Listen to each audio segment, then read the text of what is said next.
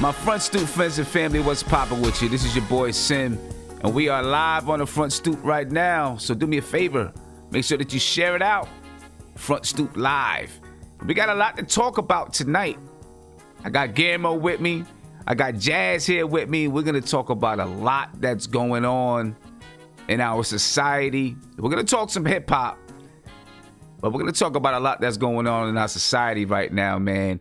Obviously, the big news is about George Floyd. It's about George Floyd. That's the big news.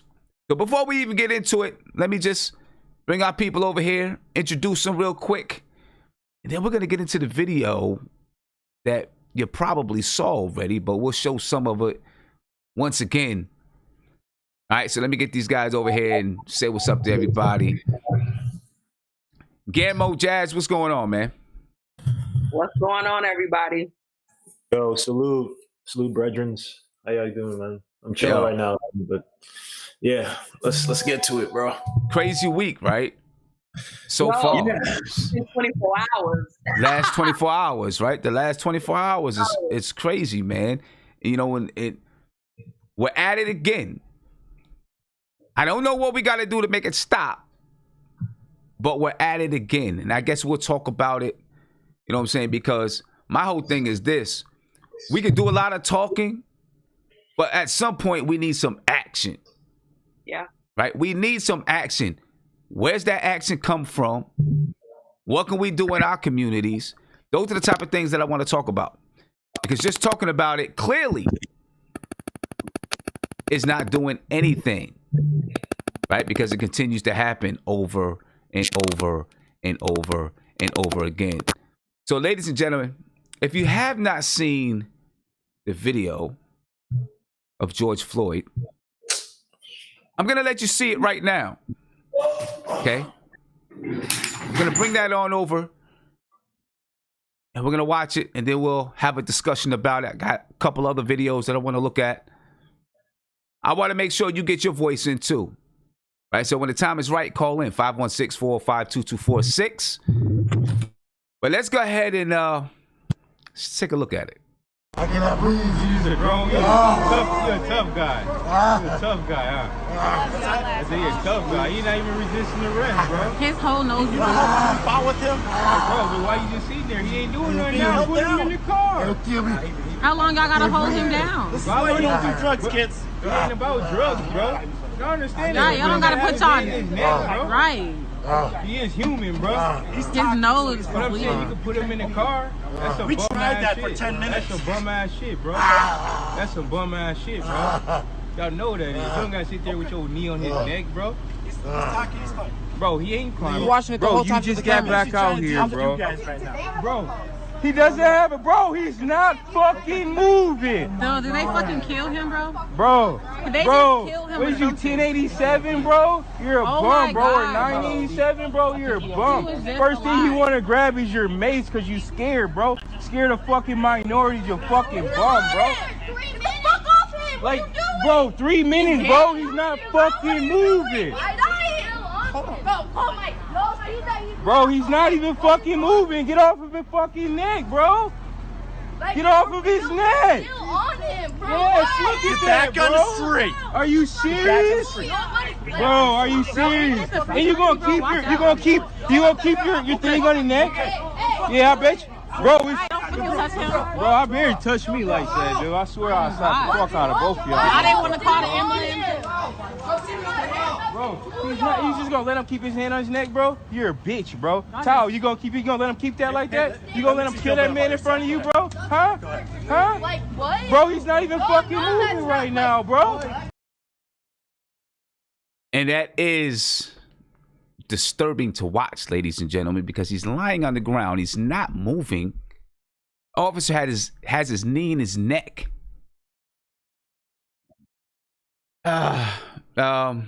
Either one of you guys, man. Just your initial response. Let's real quick before Jazz go. I'm gonna go after Jazz, but there's actually another video they said of them pulling him out the car where he's not even resisting arrest. Yeah, So I have that video. I'm gonna show that video. okay. Yeah. Man, that's the saddest thing to watch. Like for real. And the crazy thing is, this man is like literally has his knee in his neck, and he's looking at him while he has his knee in his neck. Like literally, it's very difficult to watch. You got people around. I don't understand what's so hard with just not even restraining somebody, talking to people. You can see out of nowhere, like most of these people have disabilities, and you got the nerve and like just how you grabbed this man and threw him down. Talk to people. They can't talk to us because they fear us at the end of the day. Nobody wants to just talk. And it was almost like he was not almost. From what I can see, and from my opinion, he was enjoying this. He's having conversations with the people who are watching, right? This is why you don't do drugs, kids, and all this garbage. He was enjoying what he was doing. Yes, he was. He was enjoying it. Can I just say so? I mean, I'm numb to it. You know what I mean? And that's an unfortunate thing. But, you know, again, these people, most of the people who join a lot of these police forces, you know, these are, not to say all of them, but I've heard stories after stories after stories of people with high IQs, people of good character being rejected from the police force.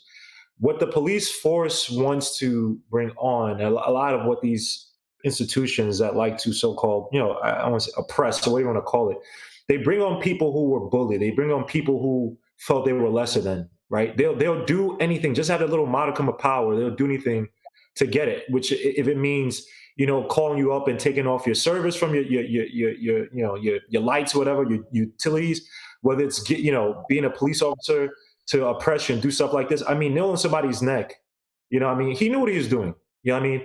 And he saw this guy as lesser than, and the people that were talking to him, you know, you're videotaping this, you know, I'd rather just walk away. If I'm not going to do anything, I'm not going to sit there, because we already know what's going to happen. Right, you know, they're gonna get fired. He's not gonna do, most likely not gonna do any jail time. Nothing's gonna happen to him. And a lot of these cops. There was a report a few years ago, and they're talking about how these guys get secretly moved from place to place. That's how the guy like Tamir Rice, the one who killed Tamir Rice, got moved around.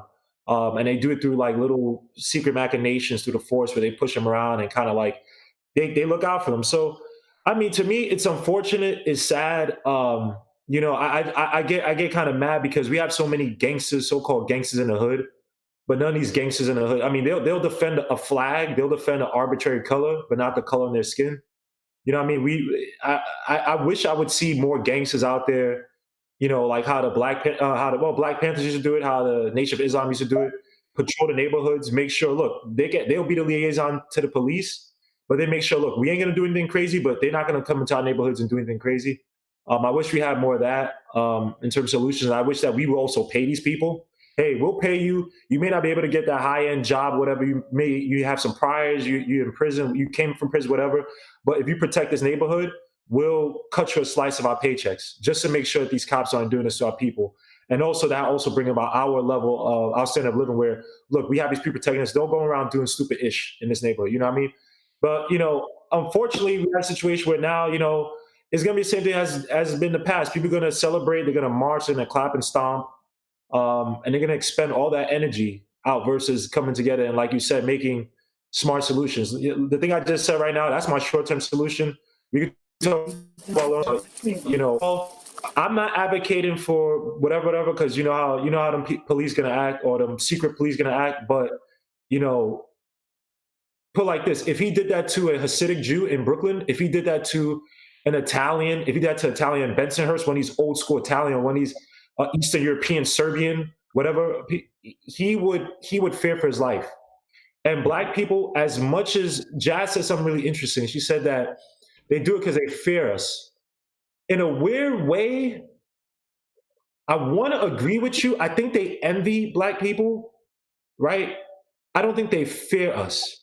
You know what I mean? All throughout their lives, I have white friends who literally always joke talking about, you know, Black, excuse my language, but Black penis jokes. I'm like, dude, what the hell is that? And like, I had one person explain it's like, yeah, because all through our lives, we just get told that like Black people, this and that, blah, blah, blah. So it's like in their head, they have that, but they don't fear us because they could do it to us and they do it to us all the time. And they know nothing's going to happen to them. Eric Garner got choked out. You had the police commissioner, the PBA guy, talking about literally trying to discern whether it was a chokehold or not. And it's like, dude, are you serious? You know what I mean? So, look, my short-term solution: pay these gangsters to protect the neighborhood. Make sure they don't until we build up ourselves as a proper community where it don't matter whether your religion is or whatever. We come together and we protect ourselves, do business with ourselves, make money flow through each other, and pay off these politicians to do our bidding. Until that happens, let's just pay these gangsters to protect us. But yeah, I mean, right now I'm callous to it. And right now I'm showing a video of him not resisting arrest. Yeah. Okay. Cooperating. He's sitting on the floor. He's already handcuffed. So when they take him out of his van, they handcuff him right away. So he's already handcuffed. Once he is handcuffed, even if he is resisting to get into the cop car, right? I mean, you take 2 or 3 guys, you force them into the cop car. If you have to restrain them for a second, that's one thing. Okay, but then to use the obvious obsessive force that they used is a whole other thing. And Guillermo,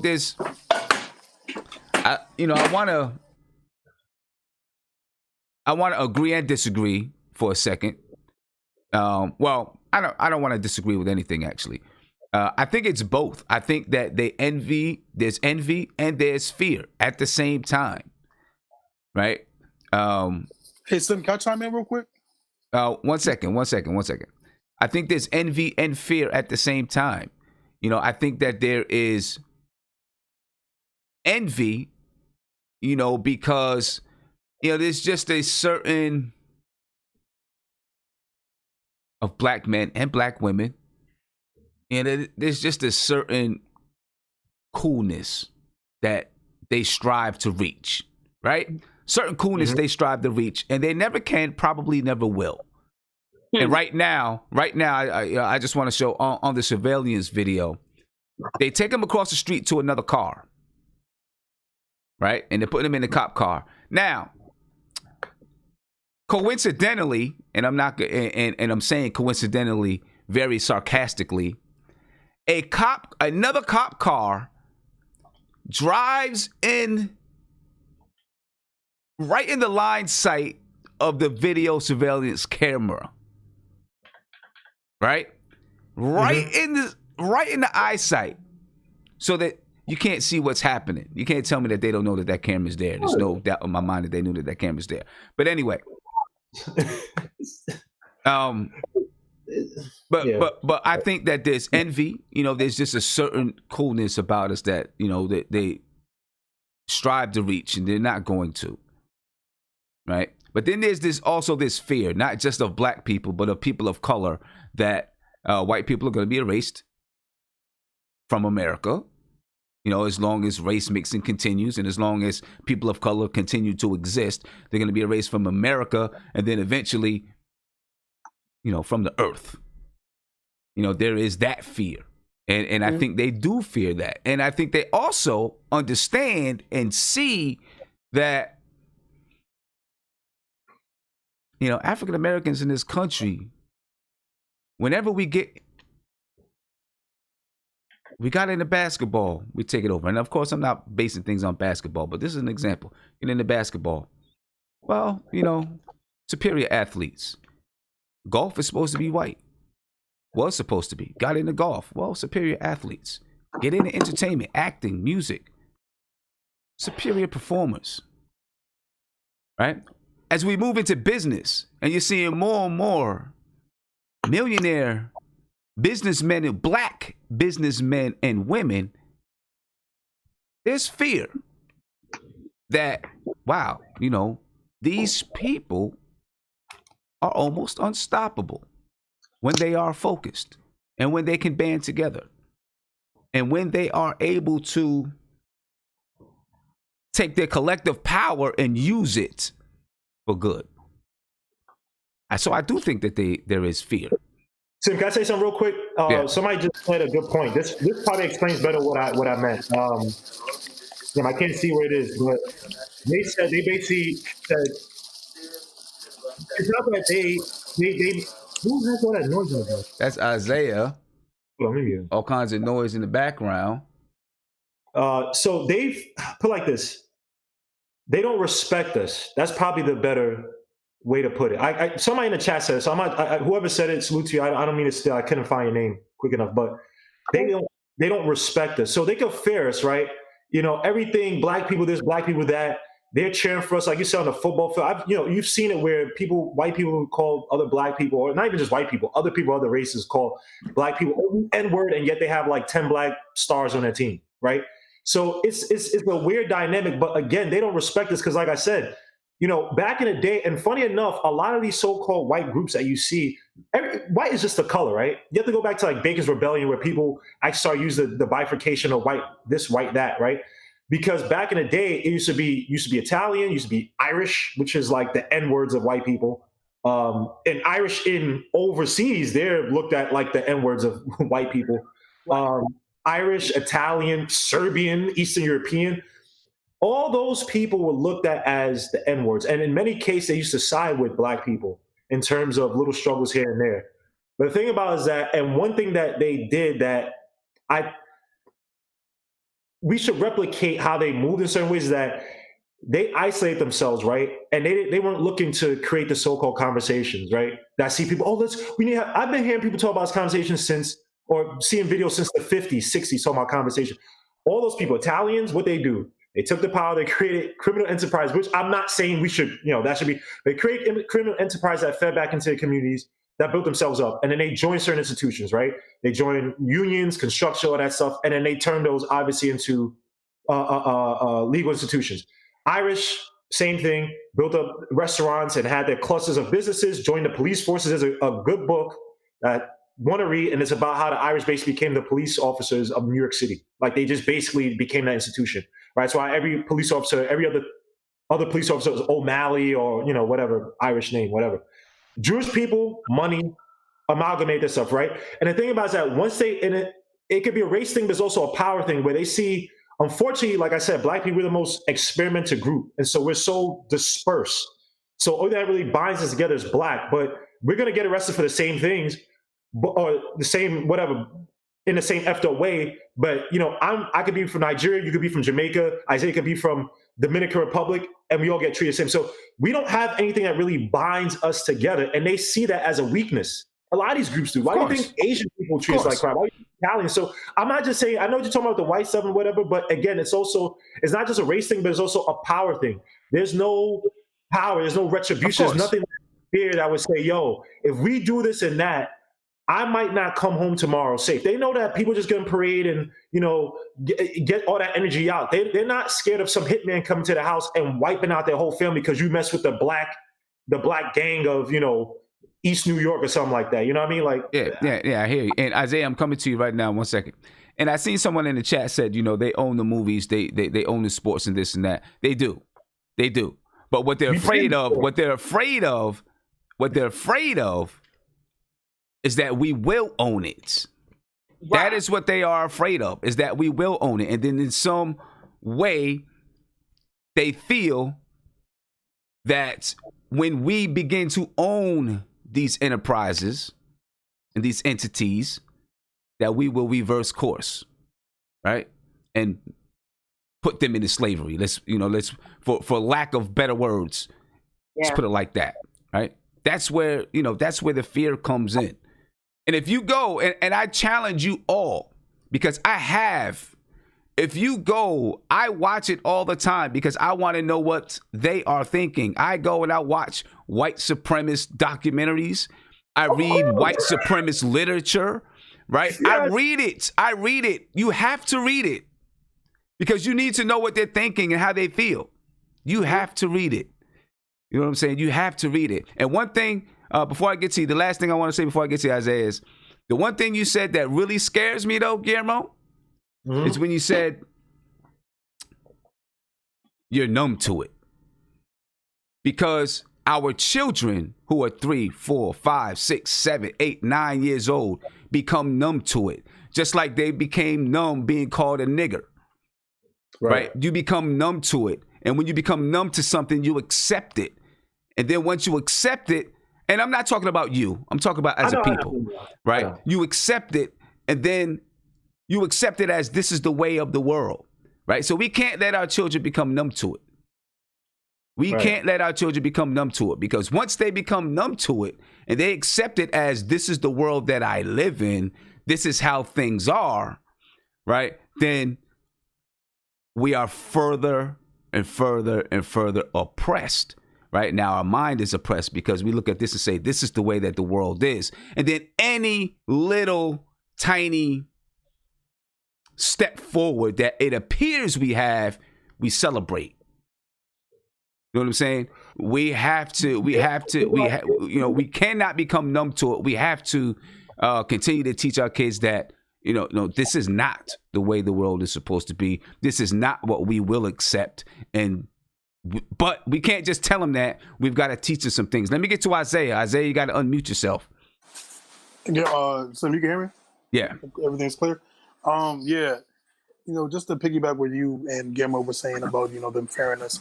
I mean, like you said, if you listen to these white supremacists and you just hear the fear in their voices when they talk about us, it's kind of weird to even say it's kind of a backward compliment of how high they think we can get if we actually work together. That's the most backward things, and is the backward compliment of these white supremacist groups is when they believe how we can be so strong if we link together and everything. And, when it comes to stuff like this, man, it's just, like you said, we have to teach our young kids, and they can't be numb to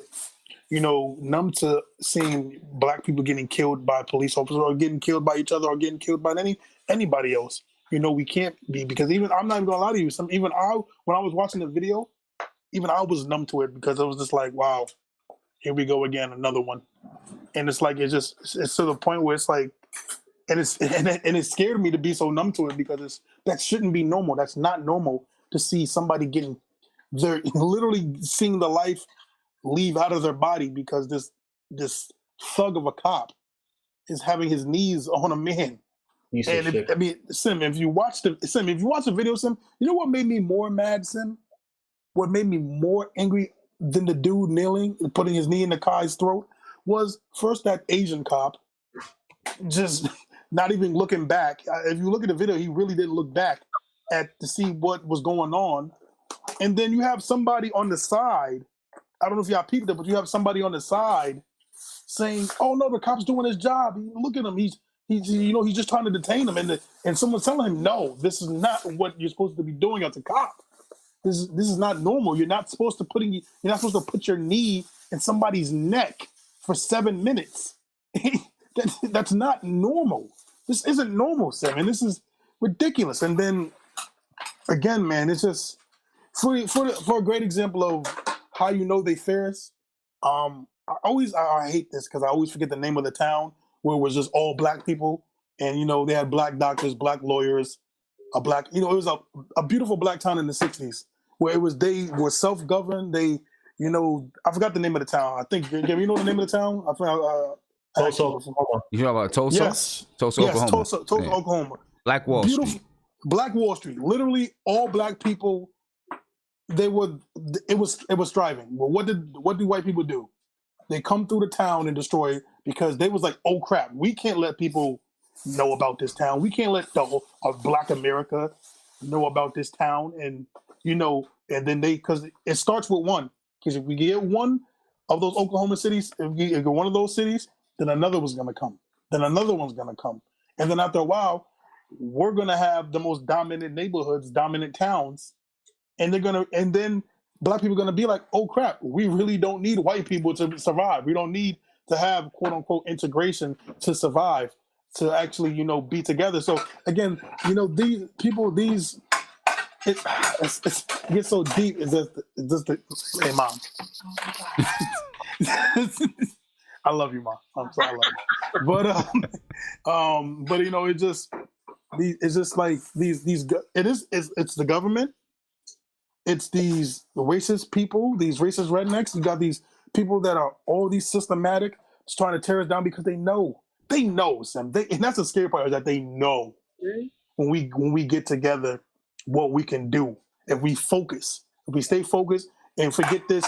Like Guillermo said, we forget that I'm Jamaican, you're Trinidadian, you're light skinned, I'm black, you're skinny, I'm big. If we forget all that crap and just remember that we're all black people. We all come from the same mother continent, and we come from all the same struggles. Doesn't matter if you're rich or poor or whatever. If we can stop that, if we can just stop that just stop it and focus on what we really are as a people, we can be unstoppable. And it's just they put all this stuff in here for us not to be successful. They try to always do that crap, that light skin versus dark skin, or it's just a lot of stuff that they try to put inside of us just to be like, oh, you acting light skin today, or you want all this stuff. It's just unnecessary, and they're just trying to distract us from us just being black. They're distracting us from just being black, So it's just ridiculous, man. And just again, they know the value in us. We need to find the value in us. Right, and I think a lot goes back to like my mother just said, they're distracting us from being one. There you go, and that's the key right there, because like Guillermo said, they know that we are not one unit. We are not organized enough as one unit to to overcome. You know what I'm saying? They know that we are split. We are divisive amongst ourselves. And that's one area that we've really got to work on, is finding a way to unify amongst ourselves so that we are able to obtain the power that we rightly deserve. You know what I'm saying? Especially in our own communities. You know what I mean? It's simple, but it's not simple. Right? Because, divide and conquer has been the edict for ages for them, right? To divide us and then conquer us, right? Divide us, put us against each other, and then tear us down. That's the easiest way to tear down any unit of people, is to make them divide and fight against one another. You know what I mean? So we've got, we need more institutions like, I know, Guillermo was, saying to get some of the gangs in our neighborhoods to protect the neighborhood and those things. And some of our gangs started off that way. That was some of the purpose. When you go back and you look at the Crips and the Bloods, that was one of their purpose, is to protect the community. Now, of course, they, had their way of monetizing their situations, which led to turf wars and so on and so forth. But that was the purpose of some of those gangs, is to protect their neighborhood, to protect the community. You know what I'm saying? But we need more institutions. I'm going to say it again. I'm not afraid to say it, like the Nation of Islam. And I'm not saying that you have to be a member of the Nation of Islam, but more institutions like the Nation of Islam that builds their own commerce. I can guarantee you, nobody is going and choking out a member of the Nation of Islam, because the fruits of Islam will be at their door quickly. You know what I'm saying? Quickly. We need more institutions like that develop their own economy, that have their own businesses, right? That, make it mandatory. If you are going to be a member of this organization, it is mandatory that you shop at our stores. Yep. Right? They have their own farms where they grow their own food and distribute their own food through their own stores. I mean, Jazz, what do you think? I got so much to say. Y'all just fill my whole brain up. Listen. Go ahead. Let it out. I'm gonna let it all. When I'm rocking back and forth like this, and I'm doing this, I got something to say. First and foremost, to go back with, someone has said something. I'm just gonna stay here. Fear. When I said fear, I didn't mean like, oh, black people. No, I mean like they're fearful for what we can do for this world within our own community. That's when I say that. I mean, even when a white man see a black man alone, they get scared, because all of a sudden, what do? Statistically, what they do, lock their doors, clench their purses, stuff like that. So they're automatic. That's what they taught. As far as the next generation, we can't actually save the next generation simply because what they kids do. They kids dance to our music. Look on TikTok. Every challenge or whatever the case may be, it's all started by our people. So it's possible for their kids to not endow with oh, what grandma, great great great grandma, and great great grandfather, and it can change. But until then, our people, and I'm sorry to say this, y'all, and y'all might not want me back after this. If our people stop having poverty mindsets, Yep. to do what needs to be done within our communities, but everybody's so stuck on not trying to feed wealthy witness, where it's like there are the communities now where they have places where you can go and build your own garden. Heck, that backyard where you just built that patio at, you can go build your own garden. Or even your kids. It's time the kids are numb to the word nigga. Why? Because it's being played on the radio 24/7 of the time, so they okay with it. So when they around their white friends and their white friends say it, it's not really a second thought of situation for them to check them. Like, no, that shouldn't come out your mouth. But why? Because all the rappers do it, so the white folks think that it's okay for them to do it. I mean, that's just what it is. I feel like there's a lack of knowledge and there's some poverty mindsets. That's it. I love my people. I love my people. Man, we are some geniuses, but y'all gotta recognize it. Y'all gotta see it. No, there's no doubt about it. We gotta recognize it because there's a lot of things we gotta do internally if we want to uprise. You know what I mean? There's a lot of things we gotta do internally. Go ahead, Guillermo. Yeah, just to piggyback on that, what you said, some of the small things that we could do, right? Because I remember I brought this up with Tony Kroos, and I was talking about, kids out of wedlock and stuff like that. We literally have so many options that if we just take them, they will put us in a terribly better position. For instance, right? It's been proven if you have kids out of wedlock or in a situation that's unstable, you're most likely going to have kids who are going to be, into the criminal, whatever, into higher poverty, lower standards of living, criminality. Literally, that in itself is one thing. Another thing, simple, tonight or whatever. Like I said, I had an argument with a friend from elementary school where I was literally talking to her about, because what happened at one of these Asian pedicure, manicure places, right? And she said, "Oh, I need some place to get my." I'm like, literally, if you stop going, you can open up your own, hire the right people from the hood, whatever. You guys like getting your feet and your nails done. Literally, you'll be paying yourselves. You like getting it done. You have people. You have a lot of. I don't know the proper word. It's not beautician. Whatever the word is, the people who do hair and the what's. I can't. It's not beauty. Thank you. Cosmetology. Yeah. A lot of those women who can do all of that. And I have yet to see, I do see some hair places, especially like, Jamaican, Caribbean hair places, but I yet to see like a Black-owned mani-pedi in Brooklyn. And yet in all these hoods I see where I don't see Asian people living, I see an Asian laundromat, I see an Asian mani and pedi. I don't see any of that collective mindset to say, hey, let's look again. Sometimes you see certain businesses by Caribbeans here, but a lot of Caribbeans, Nigerian, my people, they look down upon African Americans. African Americans look down upon other people. So it's like sometimes we can't even do business with each other. But literally these small things, if you're in a place where you get your gun license, get your gun license and learn how to shoot and be armed. So you're not killed in the middle of the night like that poor lady. I'm forgetting her name too. My bad. The one who was killed like 2 weeks ago. Oh, you're talking about the MNT, right? The emergency lady?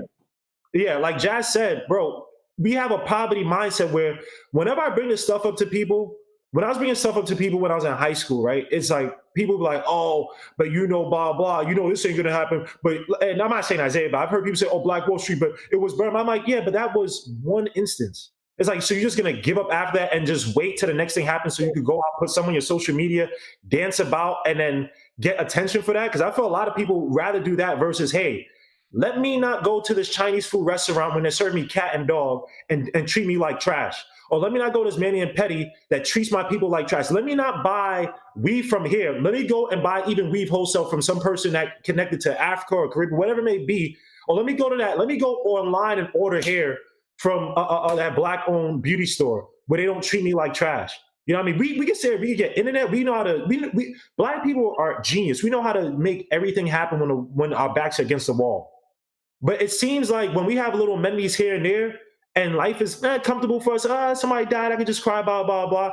We don't put effort into changing that. So it's like, right. I don't know what it is to wake up people. Do we have to be segregated again? Because honestly, when we were segregated, we had a lot of scholars. I'm not saying it was necessarily better, but Black people a lot more. There's a lot more volition and agency put into our struggle. Where it was like, all right, we're gonna get ourselves out of this, whether they like us or not. And then integration happened is like we kind of got, I won't say lax, but things kind of relaxed for us. We don't have that mindset where our backs are against the wall. But what I know is I have pride. When someone said, "Oh, they own the sports industries," we play in the sports industries. If we don't play, you think people are going to sit there and watch a counted bill over basketball or over football? No, we don't.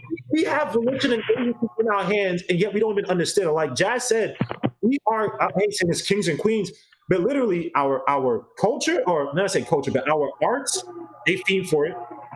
Sport, our style, they feed for it. If we weren't there, this culture in America would be dead. So it's like we have to start learning how to commoditize and start to compartmentalize, whatever that word is, our talents and use it amongst ourselves. Literally, the things I just said, the simple things like open up your own Manny and Petty store. I should be seeing a lot more Black women open up those stores. Or Black men, whatever you want to call. I should see a lot more of those stories. And to Wayne in the chat who was like, "Oh, to get the gangsters, whatever." When I said get the gangsters, what I was referring to is that I see a lot of gangsters in our own neighborhoods. They kill each other. But I've seen, especially in Brooklyn, gentrified Brooklyn, you can have a white girl run through Bushwick, Brownsville, East New York at 3 a.m. and no one's going to touch her. But if I walk through Brownsville, Bushwick, even if I'm going to feed Brownsville, what I was saying was that, because he said, "Oh, get people, the army people." I'm not.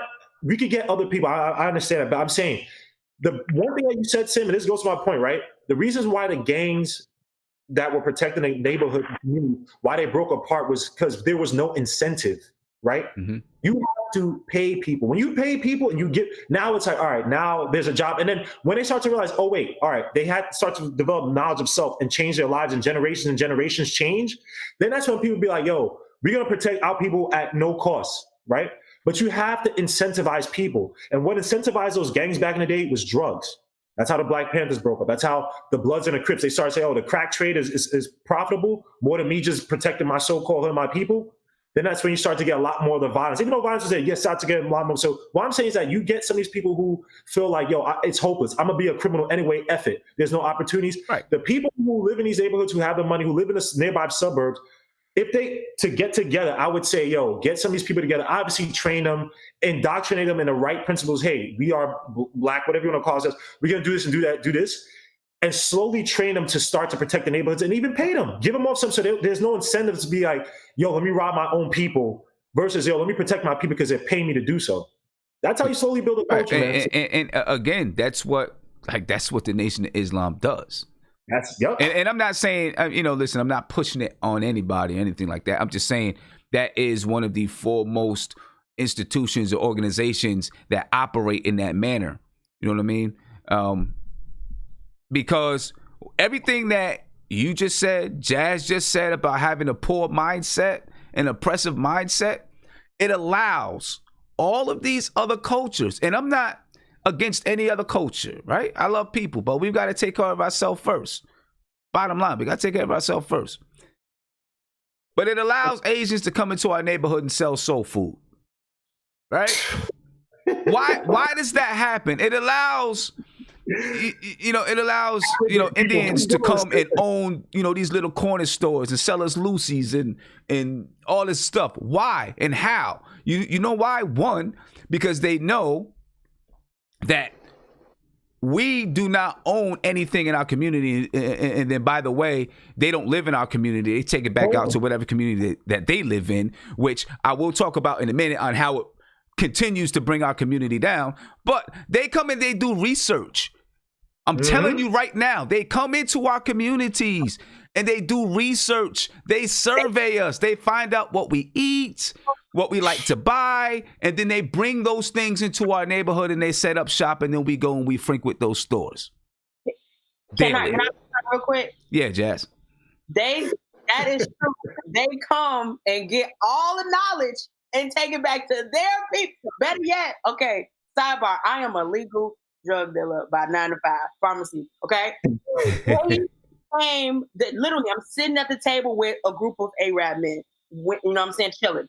And he tells me, I closed my liquor store, my cousins opened up another pharmacy, and we brought our money together. I'm here to learn this business. I'm only here for 6 months. This man has jumped to 3 different departments within the year. And guess what he gonna do? He gonna take it back and make millions with his people. Why we can't do that? You want to know again why women can't come together and do a mani and petty? Because everybody is so focused on their clientele instead of everybody trying to win because they think only the black culture is needed. No, bump that. The white girls want to come spend that money over there with us too. If you get them all the stones and the rhinestones and all the lashes, they coming over there too. But I've seen white girls do that too. No, just to your point, like I've seen like an individual, a girl who did it by herself. She wasn't in a shop. And she had white clients, just like you were saying, like prissy white clients. She had those too. So yeah, our people got it. Our people got it. But I'm gonna be honest, I'm taking their money too. I don't care. I'm not gonna just go into the black community because I'm going to the burbs too, and they're going to come spend their money. Why? Because they know we gonna get them top dollar. That's they know it. That's it. And what people don't understand is when all of these, when they're coming in and they open up businesses in our neighborhoods, then they take that money outside of the neighborhood, right? We complain about poor schools. We complain about, the streets and the lights are out down at the corner and no community centers and all this kind of stuff, right? You know why? Because when all of that money leaves the neighborhood, it goes into their neighborhood, right? So their tax brackets are higher, right? Yep. If you want funding for your schools, well, the funding for your school is based off of the amount of school tax that you pay. Yep. Right. So the more school tax that you pay in your community, the better your schools are going to be. The better the books, the better the technology, the better the classrooms. You're going to have heat. You're going to have air conditioning in the summertime if you need it. You have programs. Right. You're going to have programs. You'll be able to pay your teachers higher salaries. Yep. All right. If that tax money leaves your neighborhood, it's going into another neighborhood. And now you're stuck with whatever money they can scrounge up due to taxes, and then whatever the government, your local government decides to give you, to support that school. I mean, that's why it's important that those businesses stay in the neighborhood, right? And the money stays in the neighborhood so that those tax dollars can rise. And then you can have better schools, and you can have, a cleaner neighborhood, and you can have community centers and all of the social institutions that you need to succeed and keep the community together. But instead, we frequent these shops, then they take the money outside of the community and, then we complain. You know what I mean? We gotta find a way. We gotta figure out how we organize. JJP, what's going on, man? What's going on, brother? How you doing, man? I'm good, brother. I'm feeling good. Yeah, I just wanted to chime in about that, about, them coming in our neighborhoods and opening businesses. I had a friend who worked for the city, for New York City, doing like accounting and different things like that. Hold on a second. And he would go into neighborhoods and go through the books and see how much a lot of these Chinese restaurants used to make in black neighborhoods.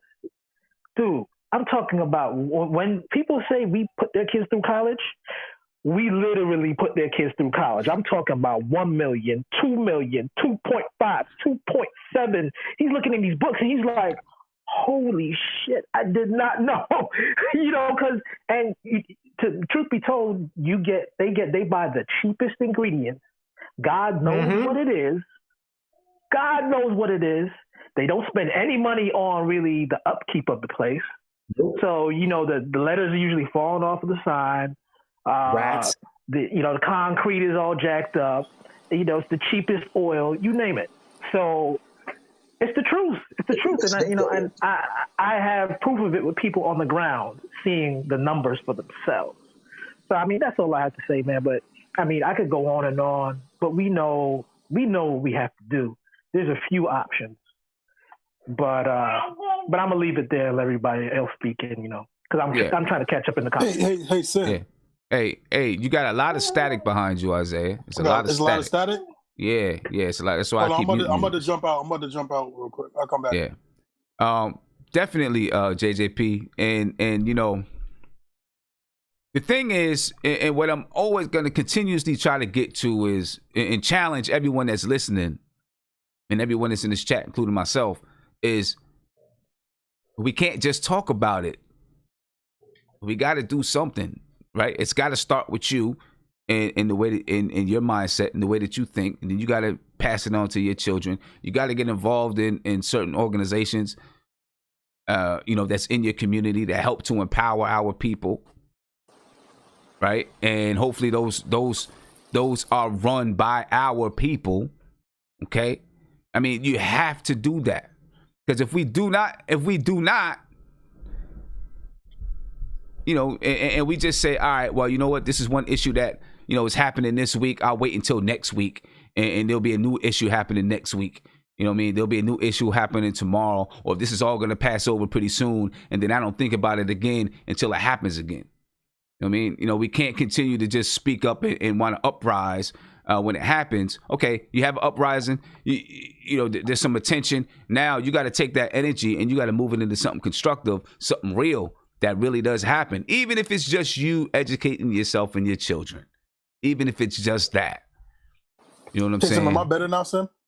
Yeah, it's a little bit better. It's a little bit better. You got to keep the headphones in, man, because when you have the headphones out, you get a lot of static. You know what I'm saying? When you take them out, there's a lot of static. No. But those are the things, man. Those are the things that we got to do. I want to get to a couple of super chats here, and I want to see what you guys think about it. All right. Donald Cannon, he hit me up with a couple of super chats. The first thing he said is this. The first super chat, I appreciate it, Donald. You said, let's be honest. I'm not worried about cops. I'm more worried about a person who looks like me. I'm more likely to die from a person who looks like me than a cop. Is it the cop who is robbing the neighborhood? All right, that's a packed question. Who wants to start off with it? I'll start. Can I say something? Go ahead, Isaiah. You can go, Gilmore. It's my dog. Yeah, I was going to say, I don't like when people say that, because it's not to say that, yes, obviously police brutality for the majority of us isn't the biggest issue. When you kind of like the top 10 issues affecting Black people. But again, it's like that. It's like what a lot of these, like the clowns like Candace Owens and Brandon Tatum's like to do. Instead of focusing, obviously there are other issues, right? But we're talking about this issue in particular, right? And the issue of police brutality, we actually expanded that into other things that will empower us regardless, right? So I just don't like when people use that. It's like, I fear, blah, blah. Yeah, we get that. We understand that. But we're talking about this problem right here with regards to police brutality. It's an ongoing issue. And that issue stems into other bigger things. Obviously, yes, I do fear my fellow man. But again, all the solutions that we talked about, building your own communities, pride, integrity, using that so-called winner's mentality, like Jazz said, those things are going to solve a so-called Black man killing another Black man. If his incentive is to say, I got to rob this dude, I got to get money because I got to feed my family. If he has a job that where we're employing him, or he feels like, there's hope in my community, I could do something, I could be constructive, or I could be productive, and make money. There's an incentive for me not to rob. That solves that problem. So I just hate when people deflect, because I hear it a lot from those clowns like Brandon Tatum, ABL, all these people that they try to get viewers or create content that appeals to like those white people that never want to admit that there's an effed up problem going on with Black people. But they just like Black people who just like, I'm a conservative, and Black people are just blah blah blah. Stop with that shit, man. We're talking about this situation. It stems to other stuff. So let's just stop trying to deflect. It's stupid, man. Yeah. So I was gonna say that based on what his question was, that like Guillermo was saying, yes, we know that's not the issue we're talking about. That's a whole different chapter of what we got to deal with as a community with Black on Black crime. I will never forget Tupac once said, and this I think really can apply to this question, was Tupac got interviewed one time and he was saying about the government, and this is just for example, that when some of these people leave out of jail, like the criminals and stuff, they throw them back right in the hood.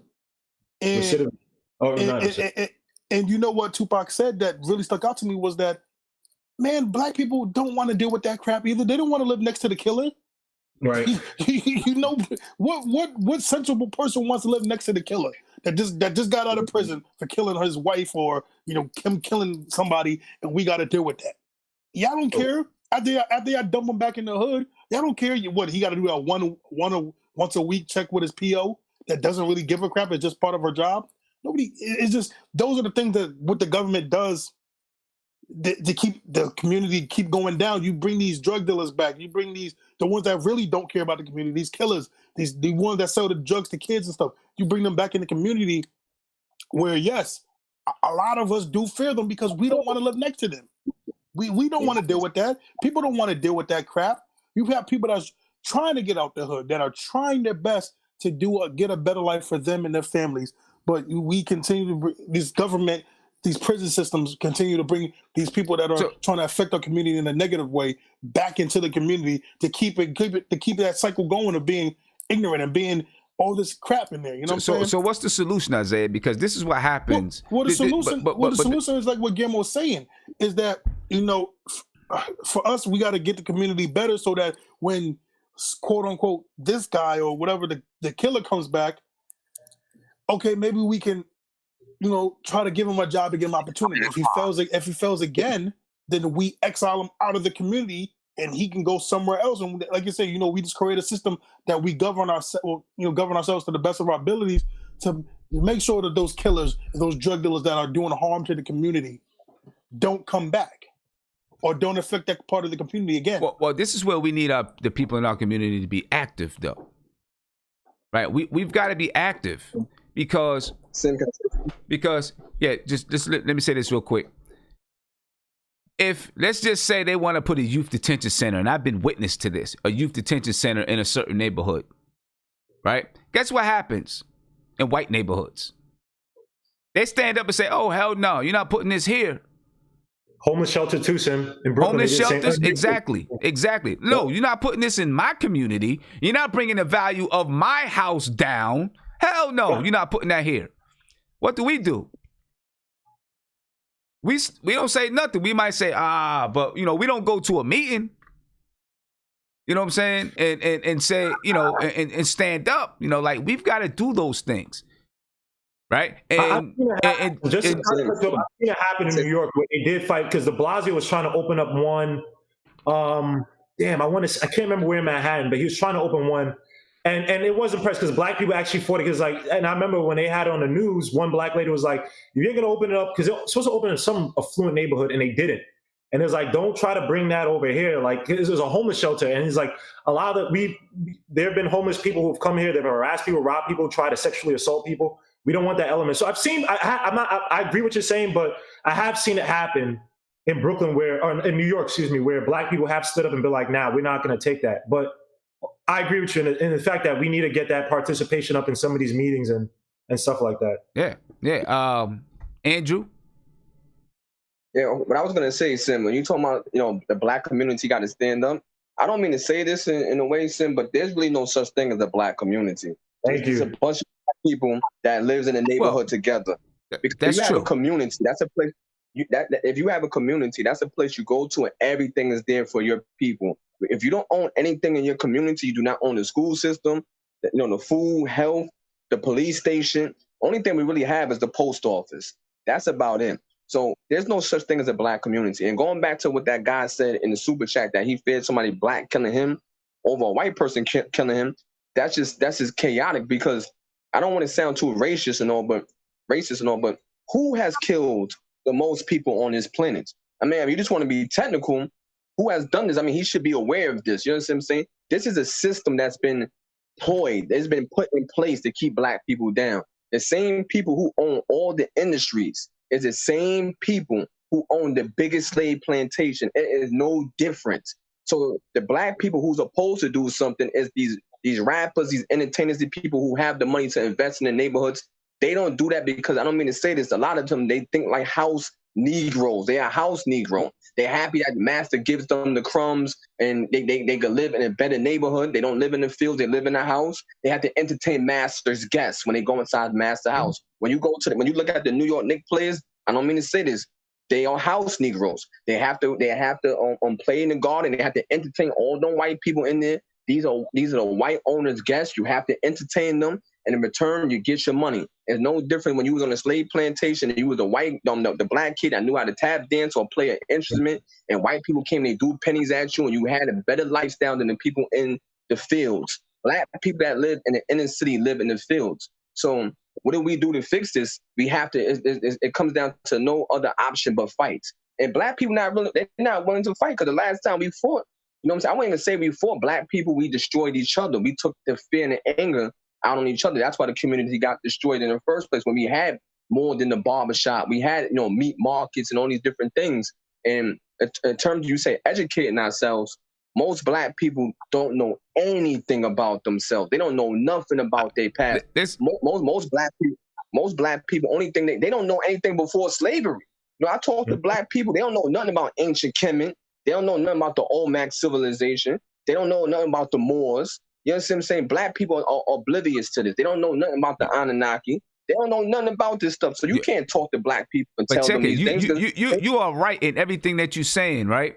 But we can't let it stop us, right? So we can't let it stop us. Like you saying, like you said about entertainers and stuff, right? They're not coming back. And it's not just the entertainers. It's not just the entertainers. But this is why we hold their feet to the fire, though. This is why we hold their feet to the fire and let them know and say to them, you're not doing what you're supposed to do for your community. But it's not just the entertainers. Hold up. It's not. Hold up. Hold up. It's not just the entertainers.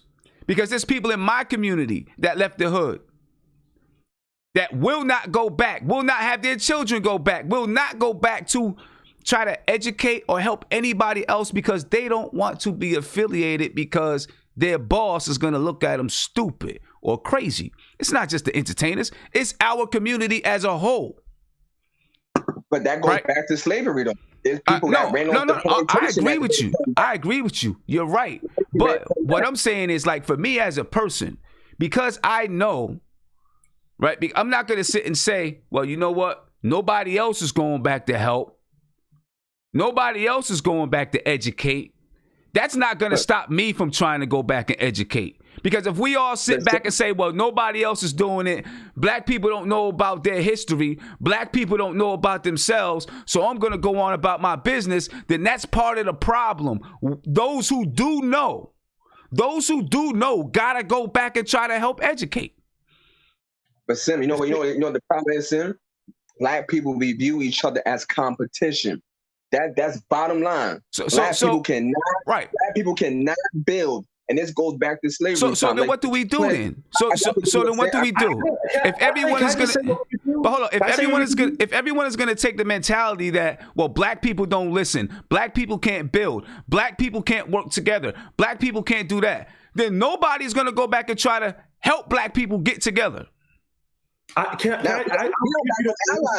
We don't got no allies. The whole world don't like us. So we got to stop looking at each other as competition. That's just how it is. And it's set up that way because we going to fight over the scraps. You understand what I'm saying? We're going to fight over that when we don't see the bigger picture. Most black people don't do that. That's why when you look at these athletes and all of them, these entertainers going back and forth with each other, they don't think about like, yo, let's build our own industry. Let's build our own NBA. Let's build our own music industry. Because all this stuff, we play this. Everything on this planet we invented. If you want to be technical, we invented the PC. I get all of that. But I feel like what you're saying is because nobody does it, there's no sense in doing it. That's what I feel like you're saying. No, you know what's going on? No, Sim, the only way we get black people gonna have to fight. And black people ain't gonna do that.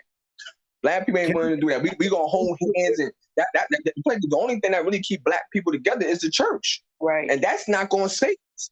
You know what I'm saying? We really think it's just the church and the school system. And if that places black people, we got more degrees and documentation than we had since the slave ship. And they still killing black people. So how do you fix this? We gonna have to fight.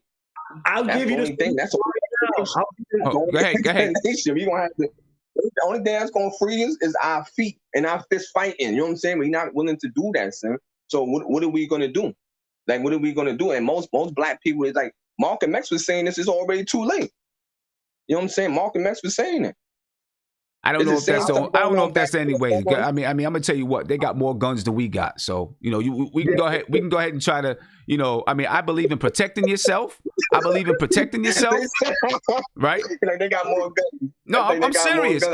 No, I'm serious It's though. I, true. I believe in protecting yourself, right? If it's your right to own a firearm, if you want to own a firearm, it is your right. Own a firearm, protect yourself. But if you're talking about us, going to war with them like that, they got more guns than we do.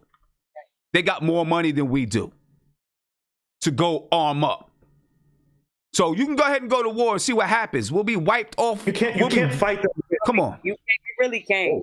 You cannot fight them. And not to mention, and I think what Andrew is, I totally agree with what Andrew is saying, but I also agree with the fact that he said something about Black people have to fight. I don't think he's not saying that, it's impossible for them to learn. It's Black people lazy. So don't nobody want to educate them. What we said, don't nobody want to educate themselves. And this is being realistic. And I can even also say that I've tried to support a lot of Black businesses, numerous of times. But your representation is always key. And sometimes me personally, it's just like, dang, do I got to go to Becky to try to get this done? Our people are lazy. I can attest to it too. Yep. Big procrastinators. And we just lazy. But you want to know what happened? That goes back to slavery too. Because what happened? They don't want us to educate ourselves. They don't want us to go to school and learn and try to feed our minds. What did people do? We have to sneak to do that. So we got to learn their game the same way they try to learn ours. And they took it away from us. Can I just give a few solutions? Yeah, go ahead, Guillermo. Then I'm going to take a phone call. Got you. Just real quick. First and foremost, not all of you guys are slaves. Just to say that, that a lot of you people who were born here, African Americans, some of you guys are indigenous to here. Some of you guys are from England or from Europe. You're swarthy. Some of you guys are African. Some of you guys are Polynesian. So one, get knowledge of yourself. If you have time to go on Instagram and look at big booty chicks or what Trey Songz is doing, you have enough time to literally look up a bunch of information on the internet. So that's one thing. Another thing is that leverage. You know how cultures are built?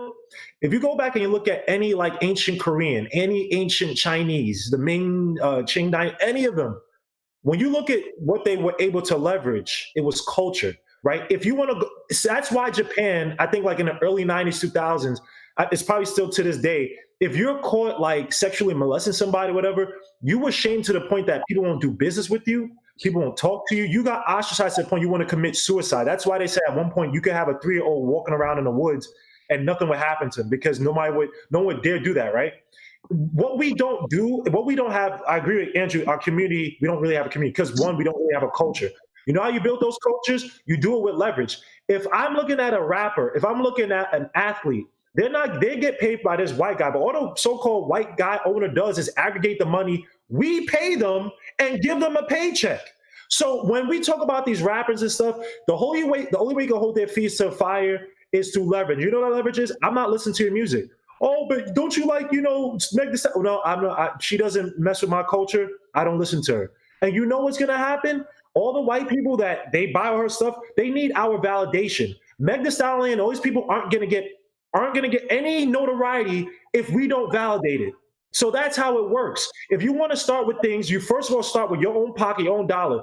I said, when I went to college and I met kids who said, when I was home, I did not watch TV because my parents did not allow me to. I was reading stuff. I was going outside and building little tree houses. We went out to go fish. We went out to the planetarium, stuff like that. Obviously, I understand, people may not have those resources, whatever. But again, all of us can literally stop going on our phones for Instagram and read something. And then we tell our nephews, I tell my nephew all the time, go to, what's this stupid school? MIT, they have a program for programming, for Python. I give him so many resources, and thank God he's a nerd who likes all that tech stuff, but he's into that stuff. And I asked him, do you know this rap? He's like, I know, but I don't really listen to rap like that. And he lives in East New York. He lives in effing East New York, bunch of bloods out there. And all he does is a bunch of tech stuff. So I'm tired, like Jazz said, bro. We sit here and we have so many excuses when literally the spark is literally in our own actions. If you want to stop going to these people's, if you want to stop having these athletes if you want to have them speak up for you, stop paying them. Stop watching them and see how far that goes. And if they want to keep doing it because other black people do it, okay, fair enough. You cut those other black people until you build your own culture and you start to build up businesses where, okay, these people are doing well because, man, people are looking at it like, yo, there's actually an incentive for me to join Jazz's culture, join Drew's culture because they're making money over there. And even the kids who are in prison, even the guys who came out of prison, whatever, they're getting jobs. They're getting jobs at the laundromat, and they get a little ownership share of that, or they got the little bodega. And this dude doesn't know 2 + 2, and his friends his people gave him a bodega to run. Nah, I'm gonna mess with Jazz's coach over there because they got opportunities for me. That's how you build it. Black people, I don't know if it's lazy, but we have the defeated mindset. So first and foremost, everybody who's black, whatever, get that slave mentality out your mind. Go and look if you were actually a slave or not. If you were, now be better than that. If you weren't, learn about your history and build from that. But all this defeated mindset about, yo, we can't do this. We can't fight them with guns. We don't got guns. So you fight them with money. That's why Jewish people could go out there. They can have parties and they can have funerals during the COVID-19 and not. I didn't see one cop touch one Hasidic Jew out there in Brooklyn, New York. And those Jews out there, Hasidic Jews, even my other friend who's observing, he's not Hasidic. He said those people leech the system all the time. Welfare, SSI. They abuse the system and they got leverage. We can do this. I'm not saying we can be just as Jews, but we have such a defeated mindset. Oh, I got to listen to LeBron James said. Man, fuck what LeBron James said. Fuck what Jordan says. Fuck what Jay-Z says. Because they, like Andrew said, they get paid by someone who, if they get out of line, that cash flow stops and they're going to stop all that stuff. When LeBron James, when they brought up the China thing, LeBron James, I don't speak English. He couldn't say shit. Because you know why? Nike makes a shitload of money. NBA makes a shitload of money from China. So I don't depend on no athlete. I don't depend on no celebrity. All you guys out there who got fathers, all you guys out there, y'all don't got no, y'all could build, y'all could do better. No one should be able to come, no athlete should have no voice over your mother, over your father, none of that shit. Fuck them. They're entertainers. They're jigaboos. They entertain me. They don't do nothing more than that. Rock Marciano, as much as I love him, even though he doesn't speak anything on that level, I will never listen to him about him trying to build a community. He don't have no say to me, bro. So all that stuff, black people, look at yourself. But see, you already know my stance. I believe we gotta hold their feet to the fire because our kids. You have no leverage to. Hold up. Listen. I believe as a community, we gotta hold all of our people's feet to the fire. You know what I'm saying? Because they have something that most of us don't have. They have some money where they can come back into our communities. If they don't, then we need to tell them that they're not and try to hold their feet to the fire. You know what I'm saying? I'm not saying that. Hold up. Listen, I'm not saying that you follow them. Right? I've never said that you got to follow them across the bridge, that you got to follow them and jump off the bridge after them. I said hold their feet to the fire. Make them accountable to their community. Okay, you know what I'm saying? I mean, you just said it. You just said it. Don't listen to them. If you don't think that they're making a difference in your community, don't listen to them. But to sit and act like our children are not influenced by them is a mistake because they are influenced by them. Yeah, they are influenced by. Listen, but believe it or not, kids don't have both parents at home. Sam, our kids. Hold up. Let me finish. Our kids are coming from broken homes. So when they come from a broken home, they look elsewhere for guidance. So yes, these rappers, these entertainers have influence over our kids. And if we act like they don't, it is a mistake. We've got to recognize it and acknowledge it. Whether or not it's right, whether or not it's wrong, they have the influence. And that is the problem. That's what I'm saying. So why can you just say maybe you don't care, but our kids care? My daughter does, my son does, my grandkids will. They will listen. Every other culture, bro. I need you to listen for a second. Hold up, Andrew. I need y'all to listen to what I'm saying because never did I say follow them. I said hold their feet to the fire to be responsible to our community because they have something that our community does not have. Hold their feet. Why do you think Louis Farrakhan goes and tries to talk to them and uses them to help stop beats between gangs? Because they have influence that most of us do not have. And if we sit and act like they do not have influence over our children, that is a mistake. I'm not saying you tell your kids to follow them, listen to LeBron James, listen to them. No, I'm saying we hold them accountable. to our community. A community that most of them, that you listen to, that I listen to, that we all listen to, that they are taking advantage of. Because all of them rap about being broke. All of them rap about selling drugs. None of them is doing that shit. They not doing it. They just using the pain of our community to make money. Even if they're independent, even if they are not controlled by a major label, they're still using the pain of our community to make money. So we cannot hold them accountable? We should not step up and try to hold them accountable? That's what I'm saying. I never said follow them, ever. Did I say you said anything? I never said, let me get to this phone call.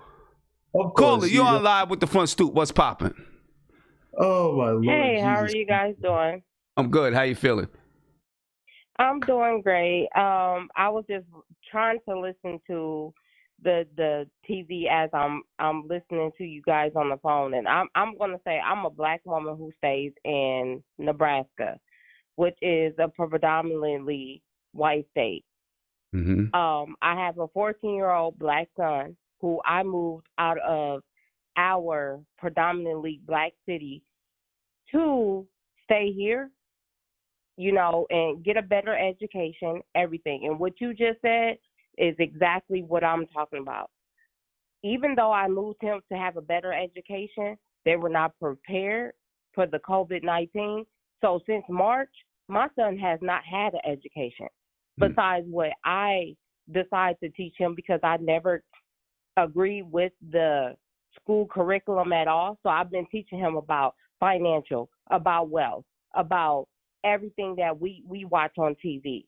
So when you say, you know, you have to hold these other people accountable, these last 3 months, I've had the benefit to work from home, which has been a blessing to me compared to other people. And I get that. But in the meantime, my son is 14 years old, thinking that he wants to be a rapper because he follows all these people that's online who are not doing anything for our community. Even just tonight, I watched the Revolt thing. Try to get my son to come in here and watch. You know what he told me?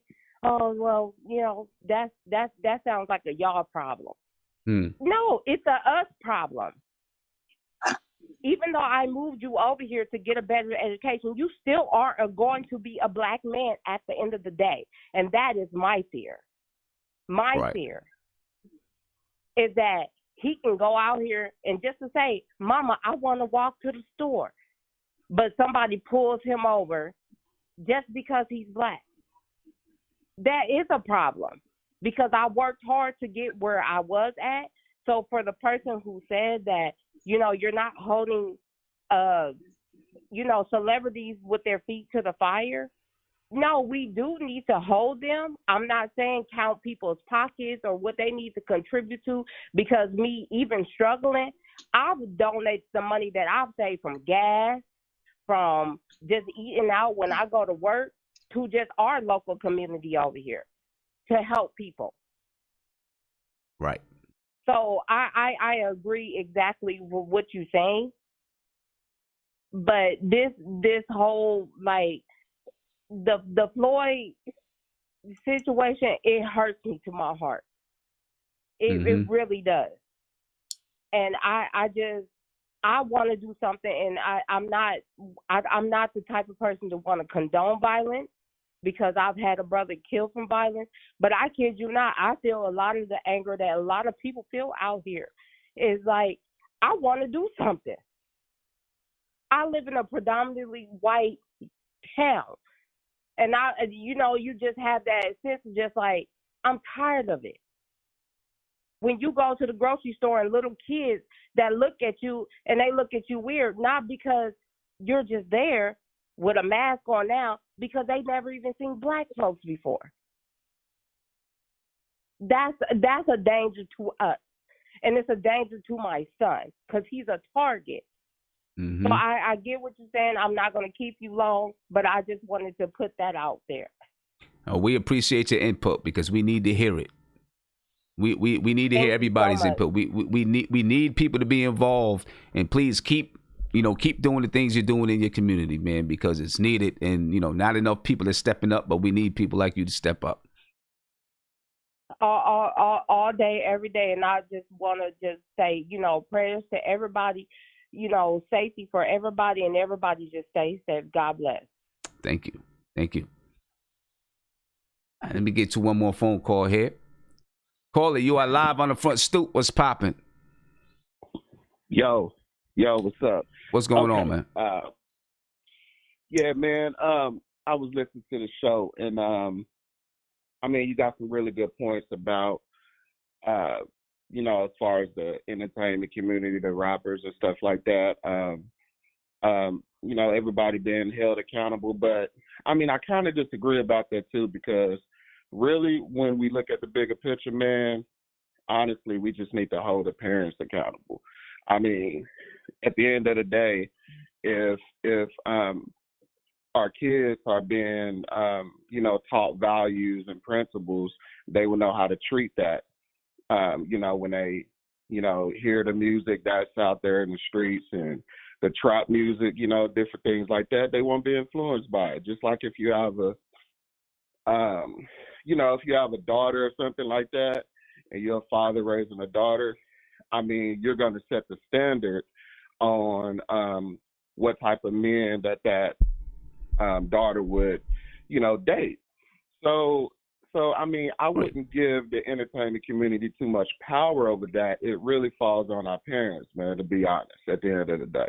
Right. And look, I'm not giving them any power to raise our children. Right. But think about it when you was a child, when you was 13, 14 years old. Right. You paid attention to what, maybe your favorite rappers were doing, and you listen to their music. And rap especially, because it is so close to our community, right? People look at rappers and artists as the person next door, right? They look at a rapper and say, that's my uncle, right? That's my cousin. That's my older brother. So they're living through the exact things that I lived through. And when you have somebody, everybody has a mentor, right? Everybody has a mentor, someone that you look up to, someone that you respect, right? And you respect that person. You look up to that person because you're like, you know what? They kind of went through what I through, so I'm going to listen to them. You know what I mean? I'm not saying you take responsibility from the parents. Not at all. Right. I'm just saying you hold these people accountable for what they attribute to our community, because we're talking about not having these structures in our community, not having money in our communities, to provide the proper guidance and education that our people need. But we have some people, and not a lot, but we have some people who have those means. You know what I'm saying? And some of those people use the community as a way to make money, right? So, that's true. You know what I'm saying? So I think we should hold them accountable. But what happens to the child who has no control over it, but is from a broken home, right? And they don't have, if you follow any, well, I don't want to get into that, but doesn't have a mother or a father in the home, there's a piece missing. You know what I'm saying? There's a piece missing. So now they're looking for that guidance. They're searching for that guidance. You know what I'm saying? They're out there searching for it. And so when they go out and they look for it, who are they going to look to? I guess that right there boils down to the community. Really, to be honest, man, because I grew up in, I grew up in Fort Worth, Texas, man. I grew up in a community where everybody was like, especially the men in my community, if my mom ain't home, and of course I have the cliche type of thing where my father wasn't around. So the men in my community stepped up. You know what I'm saying? Like if my mom wasn't home, then if I got in trouble or something like that, then look, I'm gonna get my ass whooped by one of my neighbors. You know what I'm saying? So I do agree. You got some points. Definitely. I just feel that with the rappers and entertainers and different things like that. Maybe we need to change the narrative. I mean, we giving them too much leeway when it comes to, our communities, and we need to change the narratives. What about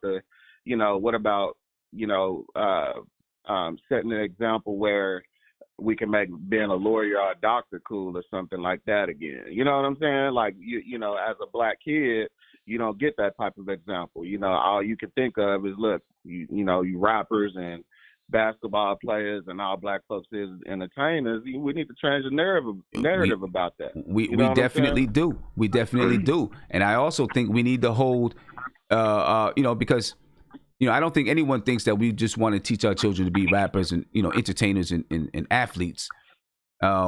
Right. Because we need, if we're talking about developing our own communities, you got to have doctors, you got to have teachers, right?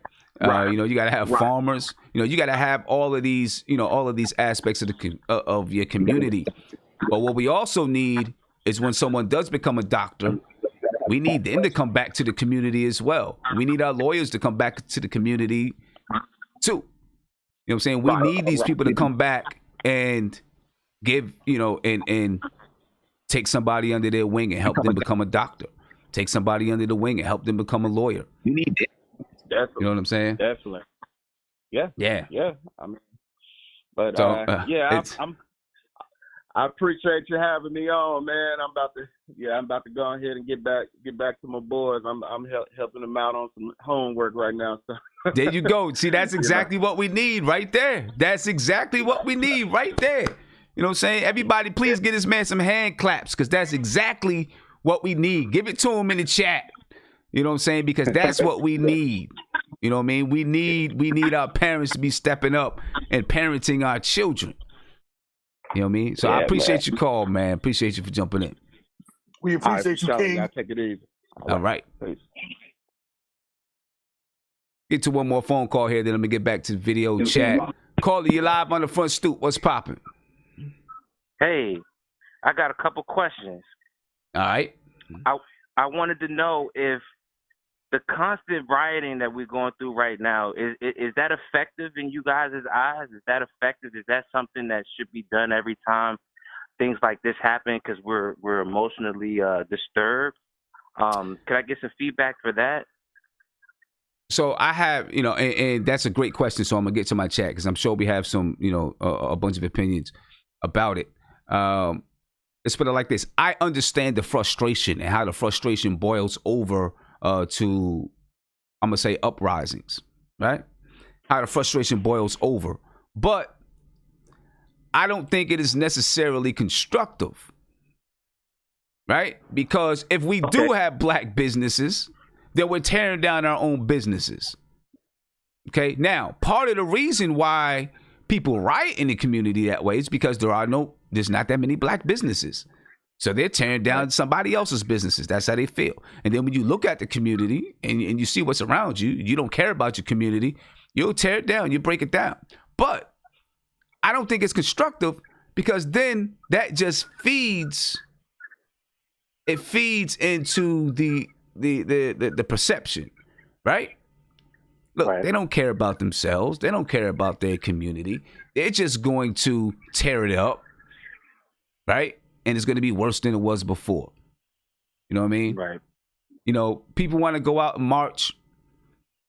That's one way to be heard. It's not the only way, right? Because, I'll say this. I learned this a long time ago. People can stand up, scream, holler, and yell all they want. And a lot of times, that's what they want you to do. They want you to scream, holler, and yell, because when you scream and you holler and you yell, you let your frustrations out at that moment. Now your frustrations are gone. You can let it go. You can walk away. You're done. You let out all your energy, right? You got to you got to go more than that. You know what I'm saying?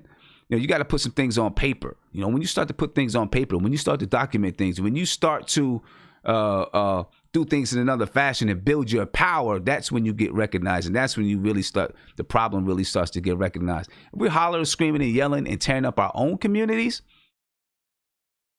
I just don't see how it helps, Right. And I know there'll be people like I seen one guy in the chat said something about, in Chicago, we riot, and such and such place, we riot. That's cool. Go ahead, riot. Tear up your own community. I don't see you going downtown and rioting. Right. I don't see you going into that white cop that just killed George Floyd. I don't see you going to his community and rioting. You're not going to his neighborhood and rioting. You're rioting in your own neighborhood. So what point are you proving by rioting in your own neighborhood? Go to his community and riot.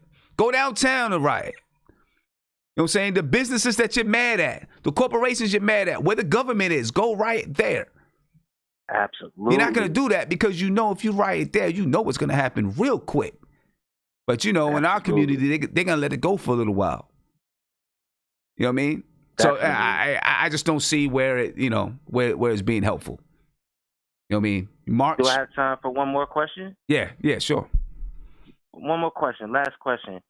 How come the black community was able to effectively unionize back, I guess in the Black Panther Party times, pre-internet, and it's so difficult for us to meet at a level when it's clear that we have the same enemy or the same problem at hand? What is the complication? Is the internet the issue? That's a good question. The internet could be the issue. I think we have a more oppressive mind state today than we ever did back in the 50s and 60s. A way more oppressive mind state today. Right now, I feel like we are sheep. We are sheep. You know what I mean? And I just feel like we have a more oppressive mind state. Back then, people talk about, our kids not wanting to be entertainers and athletes and stuff like that. Back then, kids wanted to go to school and be doctors and lawyers and pharmacists and own a business. You know what I'm saying? It's just there was so many oppressive laws against them. It was a struggle, right? But this was the plan all along. And so you keep them oppressed long enough, now we have an oppressive mind state, right? And we become, now we're mental slavery. Mentally oppressed as a people. You know what I'm saying? So now we're just kind of blind, deaf, dumb, and blind to it all. We're sheep. You know what I mean? That's the way I see it. And I'm sure there's some people, that have maybe similar or some other opinions besides me, but I think we are just way more mentally oppressed today than we ever were back then. Yeah, I appreciate your call, man. Appreciate your call. Thank you. All right. Peace, blood. Peace. Yes, ladies and gentlemen, it's a lot. Let me get to my man Isaiah. I was gonna come to Guillermo, but it looked like Guillermo had to take a break. Let me get to Isaiah. Oh, my bad, Isaiah. I just muted you. Go ahead. Come on, man. You gonna silence me already? Yeah, man. Son, where do we start? I mean, to go like the last caller, I think what's going on with, like you said, we're sheep. We're in a system now. We're in a loop. We're in the hamster wheel. Yeah. We're in the hamster wheel right now. We're not, and we don't want to go out and get some motor. So it's just like, it's so crazy how it should be easier for us to unite because of how we have a bigger platform to do it, but we don't. And you know what? This is all going to stem from, in the 60s, the 50s, you had a black household with the father, the mother, and it was just so strong, united that, there was structure in the house. So that means there was structure outside the house so that they can actually operate. Now, you got, and I'm not knocking nobody, but you got 19-year-olds becoming mothers, and then the father who's 17 leaves because he doesn't know what it means to be a man and raise a kid, so he leaves. So now you got a 19-year-old waiting a 1-year-old. That's it's just that never-ending cycle of just how we gonna have structure in the house, and then we got these people raising, and I'm not knocking nobody, because I know, for example, like you had a kid when you were younger, but you stepped up, you did what you had to do. A lot of these people don't do that. They're not enough simians, and other people are out there that are taking care of their families to have structure in the house. So that's why I feel like a lot of us, we can't unite because of this all that cycles and stuff. Yeah. And it's just a shame, Yeah, no doubt about it. And listen, because of our condition, man, we get preyed upon. And people know, it is common knowledge. And if people act like they don't know that African Americans, black men, black women get preyed upon in this country, just take a look at Amy Cooper, right? Central Park Karen. Oh my God! Look what she did. I mean, come on, man. Just I'm gonna show the video real quick. Then we'll come back and talk about it because Please, this was. I hate. Oh, Karen. Oh, God. Here we go. Sir, I'm asking you to stop. Please don't come close to me.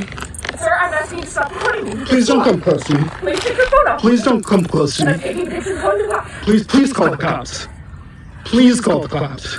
I'm going to tell them there's an African American man threatening my life. Please tell them whatever you like. Excuse me?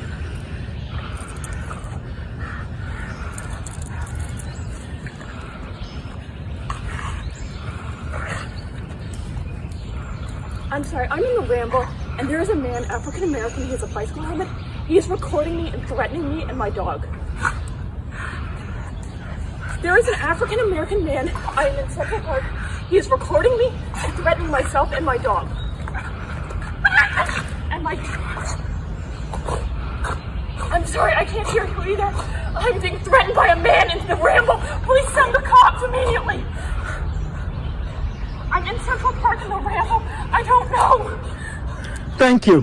And you see how she starts getting excited, right? I'm gonna show this one more.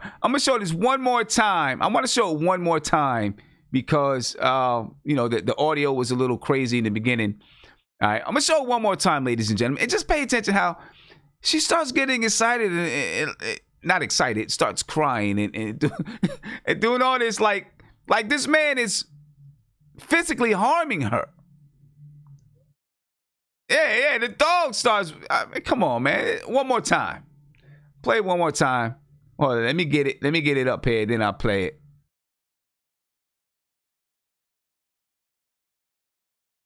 Let me there Sir, we I'm go. asking you to stop. Please don't come close to me. Sir, I'm asking you to stop recording me. Please don't come close to me. Please take your phone off. Please don't come close to And me. I'm taking a picture and calling the cops. Please call the cops. Please call the cops. I'm going to tell them there's an African American man threatening my life. Please tell them whatever you like. Excuse me?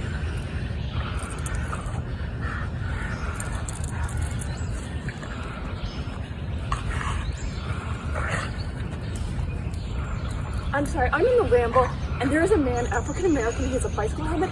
He is recording me and threatening me and my dog. There is an African American man, I am in Central Park.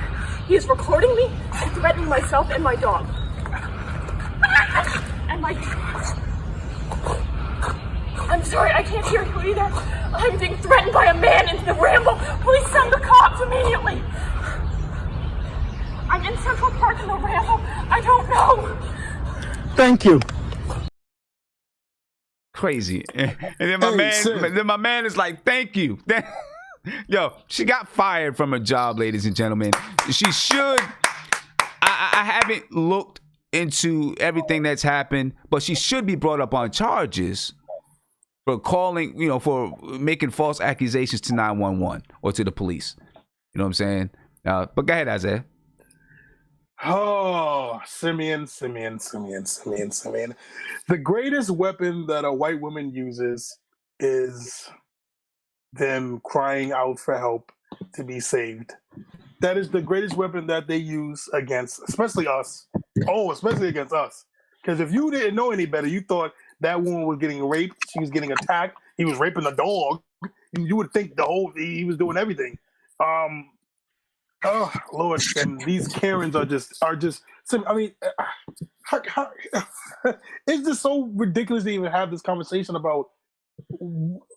He's a man. I'm not even going to say he's a regular dude that's walking in Central Park. She sees this dog off a leash. We don't know. Listen, we know how it is with people with dogs. You don't know if this dog's crazy. This dog can jump. Who wants to mess with that? All he said was, "Can you put the dog on the leash?" Put the dog on the leash, which I'm pretty sure is probably a law in New York. I'm not from there. I don't know, but it should be a law to have your dog on a leash because you don't know, because your dog can bite people. And then what she just goes into automatic code black. I'm a white woman. It's a big black man. I'm scared. 911, and it's just ridiculous. And then you know what? The funny thing is like, you know what? If someone made a point about it, we shouldn't list what this man has done to justify this, but people should know he's a bird watcher. He has his master's degree. He was just, being a regular person walking in Central Park, and please stop tearing up this thing, bro. And they walk in Central Park, and he just like sees a dog, and again, who wants to be bothered with a dog that could possibly bite you? You don't know this woman. Clearly, this woman is crazy, and she deserved to get fired. She deserved to get that dog taken away. She's literally talking about he's attacking me and my dog while the dog's getting choked by her.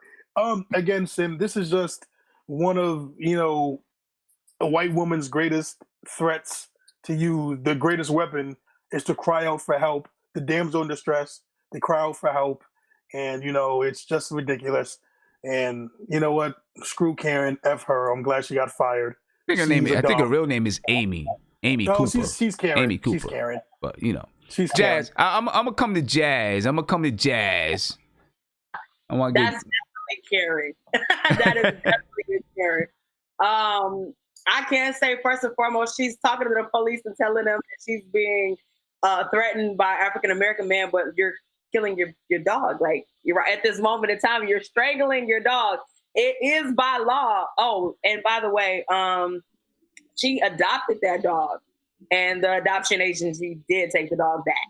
Okay, so good. Now that's good. She lost the job, lost the dog. I don't think that's the hell out of that dog. But the dog didn't die. Let's laugh for that. Dude was nowhere near her. If you see his camera, it was staying in the same spot the whole time. This was a show. This was a dramatic show, and she was. She moved to him. She moved to him. She came close. He did not move. He didn't move at all. Right. She put on a show. She put on a good show. Give her an Oscar, people. Yeah, you know what I'm saying? I mean, good. She lost her job. She lost the dog. I don't know if she's going to be brought up on charges or not. But the dog was happy as hell. That dog happy as hell. Probably is. You know what I'm saying? Probably is. She probably threatened to call the Humane Society on the dog. The dog's probably happy to be gone. Nate, go ahead, Nate. Sim, what the hell is going on with white people, man? Like, I don't know. Hey, what do you mean what's going on? The same thing that's been going on for centuries. Same thing that's been going on for centuries. Shoot. Ain't no difference. We just catching it on camera now, but it's the same thing that's been going on for centuries. Man. Yeah, I don't know, dude. Like, it's just crazy. Like, it's almost like they're just, in every essence, they're threatened by y'all. I don't understand. I don't get it. Even success, they seem to put y'all down and stuff like that. It's just crazy,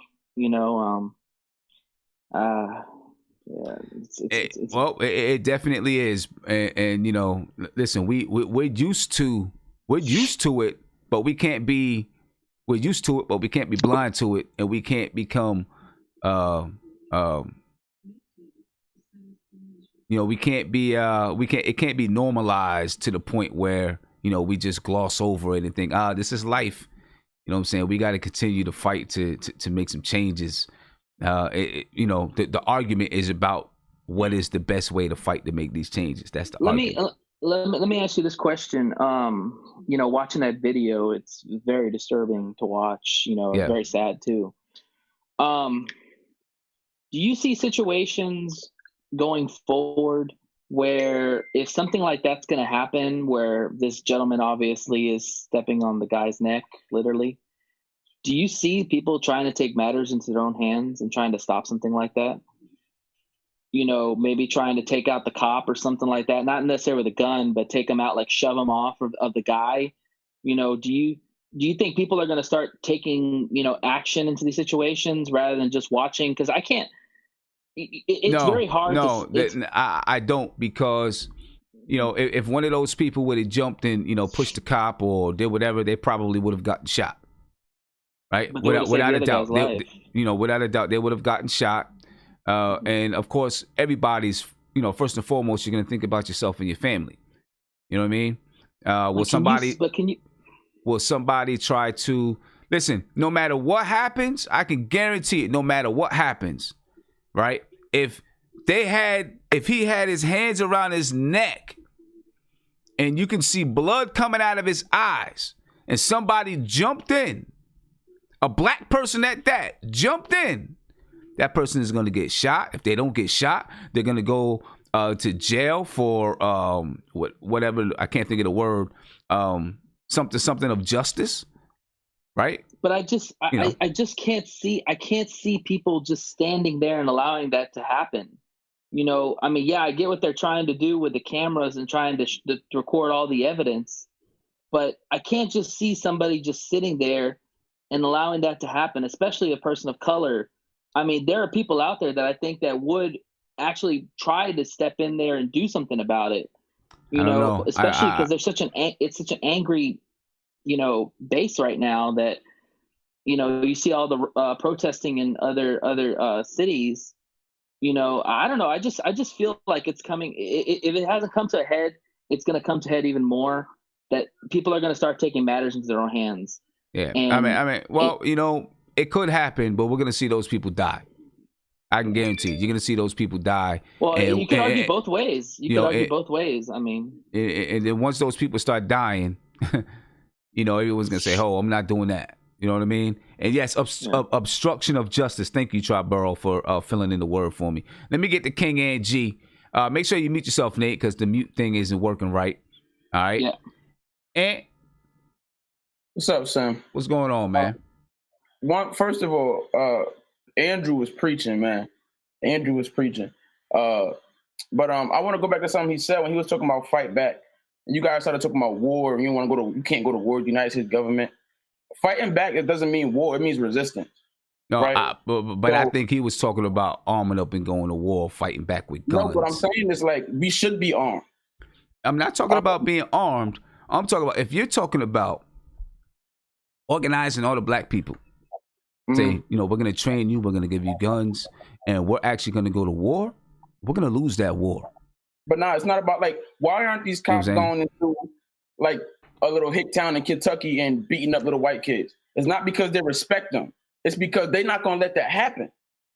Henry, that owner liquor store, going to come out with his rifle, and they're not going to let it happen. But the black people were doing it. I don't think it's about actually going to war. I think it's about just letting them know that, because we've been talking about obtaining things and getting equity and owning property. We've done that already. The question is, how do we stop them from taking it? Hold on, we have? Absolutely. I mean, I know, you can go back to Tulsa, but you look at now. So let's not fall into trick knowledge. Let's not fall into trick knowledge, right? There is a small percentage of black people that really have ownership in this country. A small percentage. Most black people do not have ownership in this country. It's a small percentage, and we can't fall into that trick knowledge, because right now, and I'm not talking about you, Aunt, but right now, they put us on television, right? They display and they show all these black people out here that got money and that got these houses and that, are executives and this and that and this and that. But it's a trick. It is trick knowledge. You know what I'm saying? They put that out there for us to see, and then we think to ourselves, oh, we must be doing okay. We must be doing okay. Yet still, you're going to the store with your EBT card. You know what I'm saying? But you think we as a people are doing okay. No, it is a small percentage of black people who have ownership, not a large percentage. I'm talking about in the past, the black community has achieved in certain areas, achieved some of those things. Yeah, no, we didn't. It wasn't that they didn't achieve it, they took it. So we can talk about obtaining and trying to better ourselves in the system that is, but that's a losing battle. That's even more of a losing battle than going to war with the government, because when you're trying to fight a fixed fight, it's not going to work that way. They have to respect you. They're not going to respect us because we're people. That's out of the question, right? But they need to have a certain fear of just coming into our neighborhoods and doing whatever the heck they want. And we're not going to do that by having money. That's not going to work. They shouldn't be able to just walk into a neighborhood and shoot a little kid, and all we do is take out our phones. The phones do not scare them. The phones are not stopping them. The marches aren't stopping them. We have. It's not. What do we do? We can't. I'm not saying go. So tell me what's going to happen. Tell me what's going to happen when a cop comes into the neighborhood. Listen, we should be, by all means, be armed. Right? It is your right to be armed. It is your right to carry. You know, depending on your state, what your state laws are. But you got to do it legally. Okay, get licensed. Teach yourself, you know, how to handle that weapon so that you don't harm yourself or your family. Right? By all means, you have the right to do that. And you should do that. You know what I'm saying? You should do that. But just like I just said, you have a cop come out into the community and do whatever. You have a group of black men go shoot that cop. They're going to prison for obstruction of justice. That cop, maybe that cop goes to jail, or maybe not.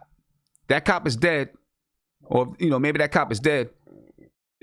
Those people are going to jail for obstruction of justice. They're going to jail for murder.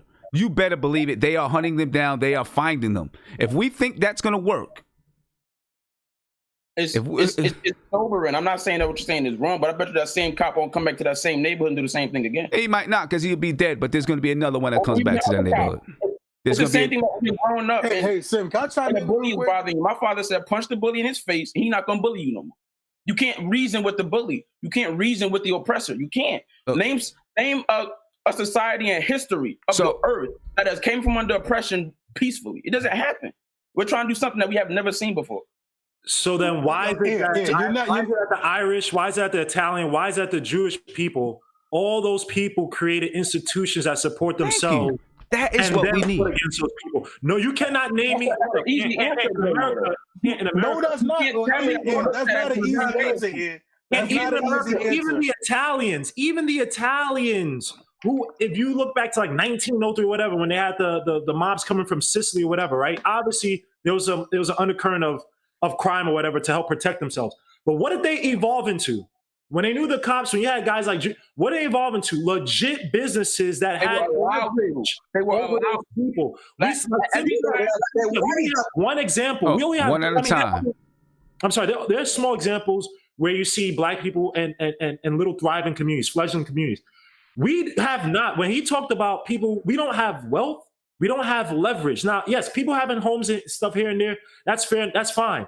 But you cannot sit here and tell me that Oprah has more leverage than the Hasidic community in Brooklyn, where literally a Hasidic community in Brooklyn can change laws because they have buying power. Asian community in New York, go to Chinatown. Oprah Winfrey, how powerful her so-called billions, she would give that all up if she could have the power of Chinatown in New York, bro. And like Sim said, they will send another cop to shoot you and kill you. Now, I'm not saying, look, if it's life to life where you have to fight for your life, I agree. If a guy's about to kill you, you fight for your life. But to sit here and talk about, we riot, whatever. What happened to that what's the name that happened in Philadelphia? I think it was Philadelphia where the cops said, there's a shootout there. It was literally like only 2 or 3 drug dealers or whatever shooting against the cops. And they made it seem like it was a whole group of black people coming against the whole cops. They have the power of propaganda, they have the guns, and they can change the people's mindset. So I agree with you that we should not be docile, but I don't think that's what we're being. But you can't fight. We don't have the guns, bro, to fight them straight up. You're going to die. But no, Guillermo, I got to challenge you. I got to challenge you because you bring up the Asians, you bring up the Italians, the Irish. They were not stopped. They were not prohibited. Stop. They weren't what? Name me. Stop. Are you out here? You're not being truthful. You're not being truthful here because you looking at how they look now. That's not what how they look now. That's not what I'm looking at. Okay, go ahead. Go. Name me the Italian Black Wall Street. Name me where the Italians started to build wealth in the United States government. The United States government literally came and quelled it. You cannot show me proof of the United States government tactically stopped them from growing wealth. You can't show me that. The unions. You can't show me. I'll give you an example. Wait a second. The union. Bro, I just gave you an example. They shut down the unions after the Italians controlled it, and they were funneling money between the mobs. They shut that down. Giuliani shut a lot of that in New York. I'm giving you examples. Chinese, the triads, when they had power in the 70s and the 80s, shut that down. You asked me for examples. I'm giving you examples. You have to show me throughout history, United States history, where the United States government consistently goes into these communities and quells their growth. They consistently go into the black community and But how many times outside of the crack era, how many times has the so-called black community built themselves up to that power? We haven't. Because they made sure they weren't Oklahoma. You know how long Tulsa, Oklahoma was? When was the last time you saw a black so-called Chinatown? You know how crippling that is, though. You know how crippling that is. It only takes one. Excuses, man. We have some excuses, bro. I'm not saying we don't hold some accountability. What I'm saying is that you can't compare the Black American experience to Italian. I didn't. I'm not. But again, we said we should be able to do what they did, and that's not a fair comparison. It's not. We don't have a culture to unite us. We don't have those things to unite us. So it's like, I'm not saying that we have the same example as those people, but you look after the crack era, when the standard of living in the black community went down after, I think, peaks in like the 70s or whatever, or 60s, whatever, right? We have not been back to a place of poverty. You know why the standard of living was high in places like Detroit? If you go back and do your research in places like Detroit, it was high because of what? Because of the wealth that was afforded by the automotive industry, like the Ford company. Once they left Detroit, we were screwed. We did not build up enough industry amongst ourselves to withstand recessions and things like that. And so after the 80s, after the crack era, you cannot sit here and say black people try on a major, a whole scale level, try to build up that same, I'm not saying try, excuse me, but build up that wealth where you can say, yo, they have the next Tulsa, Oklahoma, whatever. I'm not saying that the government and black and white people and white institutions don't come after us. But again, we have so many excuses as to why we don't even attempt to do it. Even if we're not going to build the next Tulsa, Oklahoma, why the hell am I going to a Chinese food restaurant when they're serving me rats that they literally just caught in what's saying? Don't I have respect for myself? Why am I going to a Chinese place where they literally call me the N-word, hitting my wife or hitting my girlfriend, hitting my sister in the head with items when she's getting a mani and pedi and she has a problem with the price? Why am I going those places? You know what I mean? So it's not even you have to say Oklahoma. Why do we support businesses that don't support us? Guillermo, you're talking about these things that happen to black people like it takes 4 to 5 years to recover from it. I didn't say that. I did. Wait, but when you wipe out entire generations of fathers, that takes more than 40 years to recover. But wait, hold on. You gotta rebuild yourself. Hey, you want to know one easy way you rebuild yourself? You want to know one easy way you rebuild yourself with the fathers? Stop having kids out of effing wedlock. Stop. Stop. You see the excuse you gave, right? I'm not saying a lot of crack addicts, a lot of drug addicts who have kids and they're messed up in the head. A lot of people in the black neighborhood that I know girls that you can literally go up to right now. I'm not trying to be vulgar. You can have sex with them raw right now if you put sweet nothings in their ear. They don't care about the kid they're gonna have in the next 9 months. They don't care about none. They don't care about because I got welfare, blah blah. I know girls right now. I could bring up right now. They'll have sex with you raw and not care about the kid, but they'll be the same one. Oh, the black man ain't get blah blah blah blah blah. So literally, when I say that, if you want to, literally within yourself, if you want to be the change, and I know it sounds corny. I think Gandhi said this corny quote. But if you want to be the change, you be the change that community. I'm not gonna sit and have sex if I can't support a family. I'm not. That's gonna help you. Hey, Guillermo, let me chime in, Guillermo. You literally just help solve a problem by your own ends. Am I lying? Let me say something, Guillermo. All right. Wait, hold on. Go ahead, Isaiah. Go ahead, Isaiah, and then I'm gonna get to some last words from everyone, and we'll head off. Maybe I'll take a couple phone calls, but go ahead, Isaiah. So basically, what Guillermo say, and no offense, yo, you my brother, but I got love for you, but we gotta stop this crap, bro. This we gotta be self-starters. We always talk about on NBK about players being self-starters. We gotta be self-starters.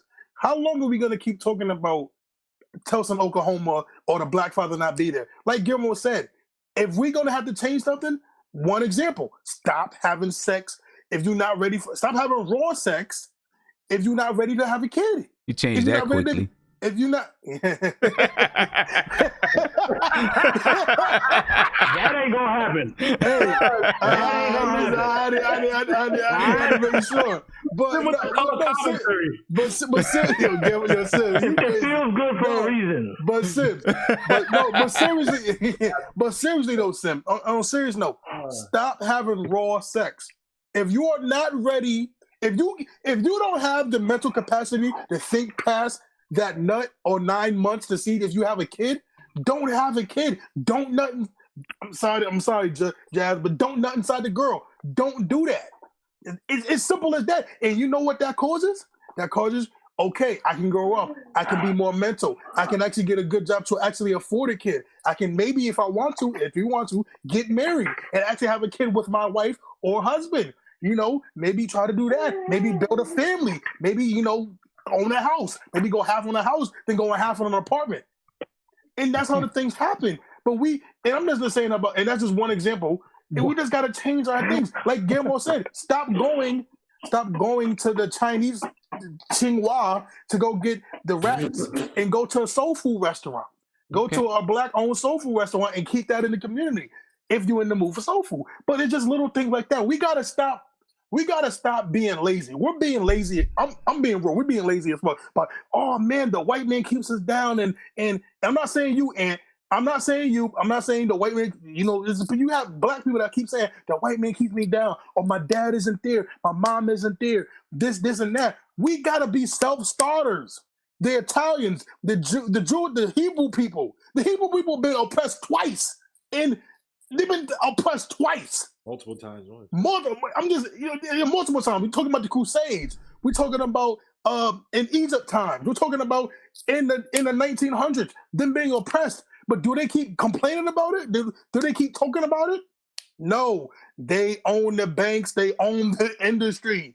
They got out their asses and been self-starters. Now we go to the movies. I go on $5 Tuesdays, but we give them our money to go watch their movies. Like, I'm just saying, we gotta do better. We gotta be self-starters. We can't keep talking about, come on, sis. this and that, and this people holding us down. We gotta be self-starters. All right, so I think we exhaust this conversation for right now. Oh, for today. For today. I think we kind of exhausted it for today. Let's move it into a little bit different direction, right? And let's talk about Doja Cat. Now, I don't know everything about it and what's happening and what's going on, right? So Jazz, I want to start with you. If you want to comment, if you have any comments about this whole thing with Doja Cat, tell me what's going on. Man, screw Doja Cat. Well, first and foremost, are we talking about when she posted about her being from South Africa and how she's sick of what's going on? Is that what we're talking about? Just her taking part in racist conversations and all.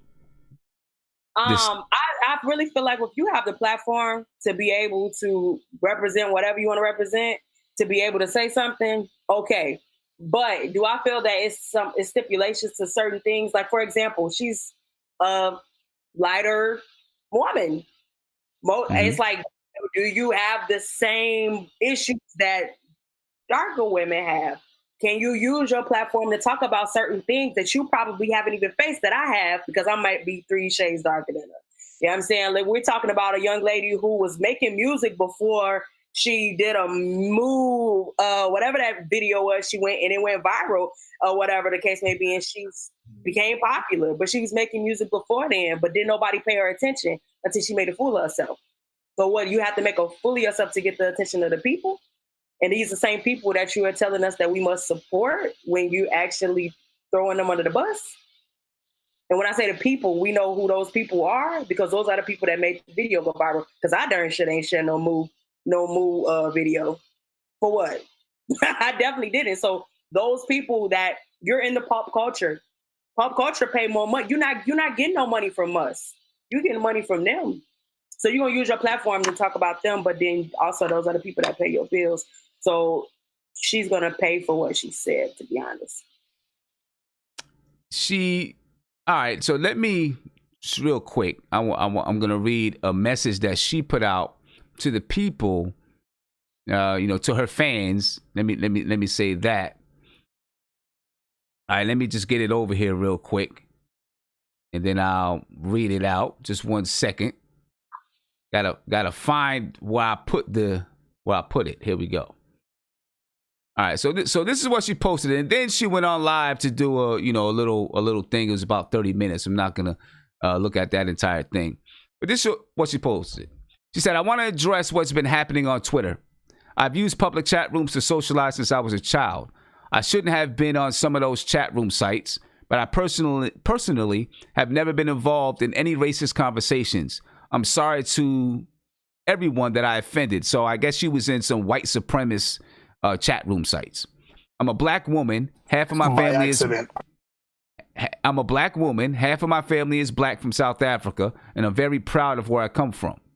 As for the old song that's resurfaced, so a song resurfaced of her using, I guess they were some racist words. As for the old song that resurfaced, it was in no way tied to anything outside of my personal experience. It was written in response to people who often use that term to hurt me. I made an attempt to flip its meaning, but recognized that it was a bad decision to use the term in my music. I understand my influence and impact, and I'm taking this all very seriously. I love you all, and I'm sorry for upsetting or hurting any of you. That's not my character, and I'm determined to show that to everybody moving forward. Thank you. All right. I mean, you know, compared to, you know, some real stuff that's going on, I mean, I don't know. Go ahead, Guillermo. I know you wanted to jump in there. Real quick. So there's actually an interesting aspect to the story, and it might be a little bit conspiracy, right? They said that this all came out after she got the #1 hit with Nicki Minaj, and that this was because Nicki Minaj is blackballed allegedly for what she did to Miley Cyrus. That's why her career, they said, it started to, you know, went down drastically after that whole Miley Cyrus thing.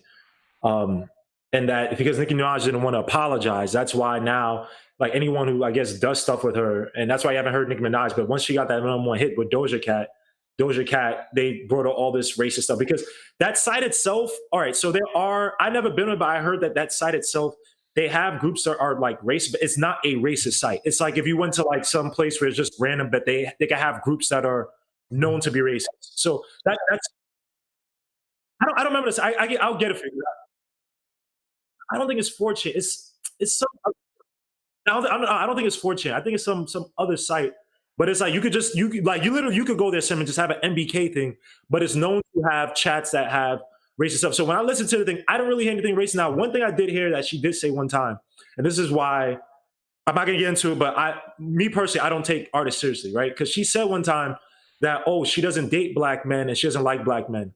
And if you do the research behind her family, her father left her, I think when she was like 3 months old. She has like a South African father who's like a star in South Africa or actor, something like that. And so he left her, and you could tell she's been hurt. So to me, you know, one, I don't take anything seriously that a broken person like that says, right? She says the only good thing about her black features are her curves. Well, I mean, good for you. That's great, you know, because when those white dudes are finished with you, she's gonna do like every 40 or 50-year-old, now I want to come back to the community black chick and start dating black men again. So that is like, people like her is just like, okay, good for you. And at first when this whole thing happened, she's like, oh, I'm going to get blackballed. I don't care, whatever. So, and then when the people started to come after her, because the only reason why you should care if you get blackballed is when white people who think that they support black people care. Because black people, when we talk about stuff, no one really gives a damn, right? But as long as other white people support black people, if they care, then they start. Then she came out and said, oh, I apologize with it. That's why it's like, you know, to me, ignore her. She's a clown. I'm not saying you. I'm just saying in general, she's a clown. Good for, you know, whatever. If you want to cancel, that's one thing. And just to say to Jazz and a lot of black women, well, like this, if you're a dark-skinned woman, to me, my mom is dark-skinned, my father's lighter skin. I think a lot of dark-skinned black women have it wrong. If you look good in your dark skin, you're going to find enough men who think you are goddesses. If you have a good attitude, no one can. Trust me. I've seen some of the bad chick in my middle school, Shaquilla. She was a dark skinned Shaquilla Caribbean woman. She's cool. She's married now. She's Jehovah's Witness. But this girl, everybody was scared to talk to her. You know what I mean? So to me, when you see a person like Doja Cat, you don't take validation from people. You look at your skin. You know what I mean? You say, hey, look, I'm beautiful. If I gotta do certain things to make other, you know, look better to men or whatever, that's you. But you know, I just don't want black women, dark-skinned women, to ever think that you need to get validation from these clowns. A girl who does move music, and she's actually, I guess she's talented. But to me, I could give a damn less. Screw her. She could go to hell. Like, who gives a damn about her? Like, yeah. Well, so you know what's crazy though, man, Guillermo, and you know, shout out to Jazz. We love you, girl. We love you. Do your thing. Get to your point. I love, for the record, I love my skin. Oh, no, I didn't say, no. I'm not coming at you, but it's like the uproar is like, oh my gosh, you know, black woman about. I'm like, yo, dogs. Yeah. They use that, of course, yeah. Oh yeah, you know they do with that angry black woman. But you know, with Doja Cat though, you know, again, like Guillermo said, she's a clown. You know, I'm tired of these like artists that have part black in them. They use the black community. They use everything about being black, but don't actually want to be black. And that's the part that really bothers me. And I guess that does stem from her father leaving her, I guess.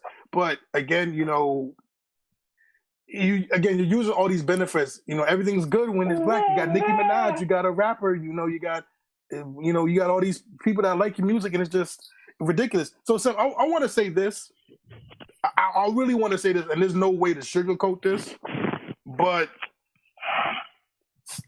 black men have to, this is me, have to stop having this white girl fetish of just having sex with them, so that I think this is me personally. This is how I think. And just having these fetishes with white women, having sex with them, or getting them pregnant, and then just leaving because they just wanted to have sex with a white girl, and then you have stuff like this that happens. I mean, what the hell are you talking about, man? How about we stop talking about I think that's just how I see it. That's how I see it. That's how I'm talking about. That's how I see it. Why do we care what they do? Why do I hear black women? No black woman, no black man should care about what anybody. That's such a small percentage of black men. It's not. Yeah, I know, but it's a thing. But who cares? Wait, hold up. Why? If you're a black woman, why would you want a guy who naturally prefers, or in his heart, or whatever, prefers white women? Like, I hear all these girls like, oh, he only dates white girls. She only dates who gives a Let damn? him do what he does. Who want them, and they don't want those dudes. So in the same talking about this guy being picky, I know a bunch of bad chicks that they would not give no normal dude, no good dude the time of day, and they judge them the same. So it's like, why do you care about what they're doing? Why don't you mess with the people that mess with you?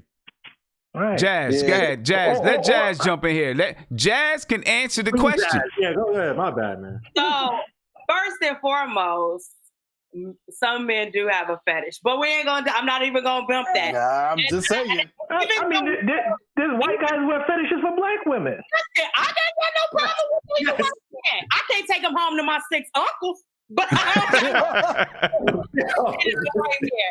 Let me also be clear. Even though we did say we were not going to bring up slavery, it goes back to slavery days.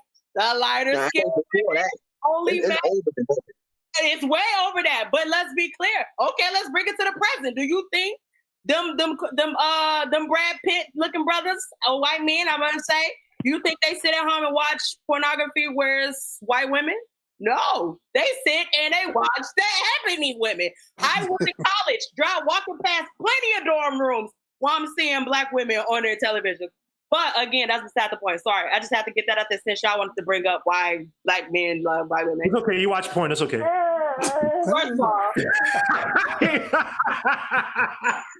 First of all, it's okay. It's free. I'm not it's free.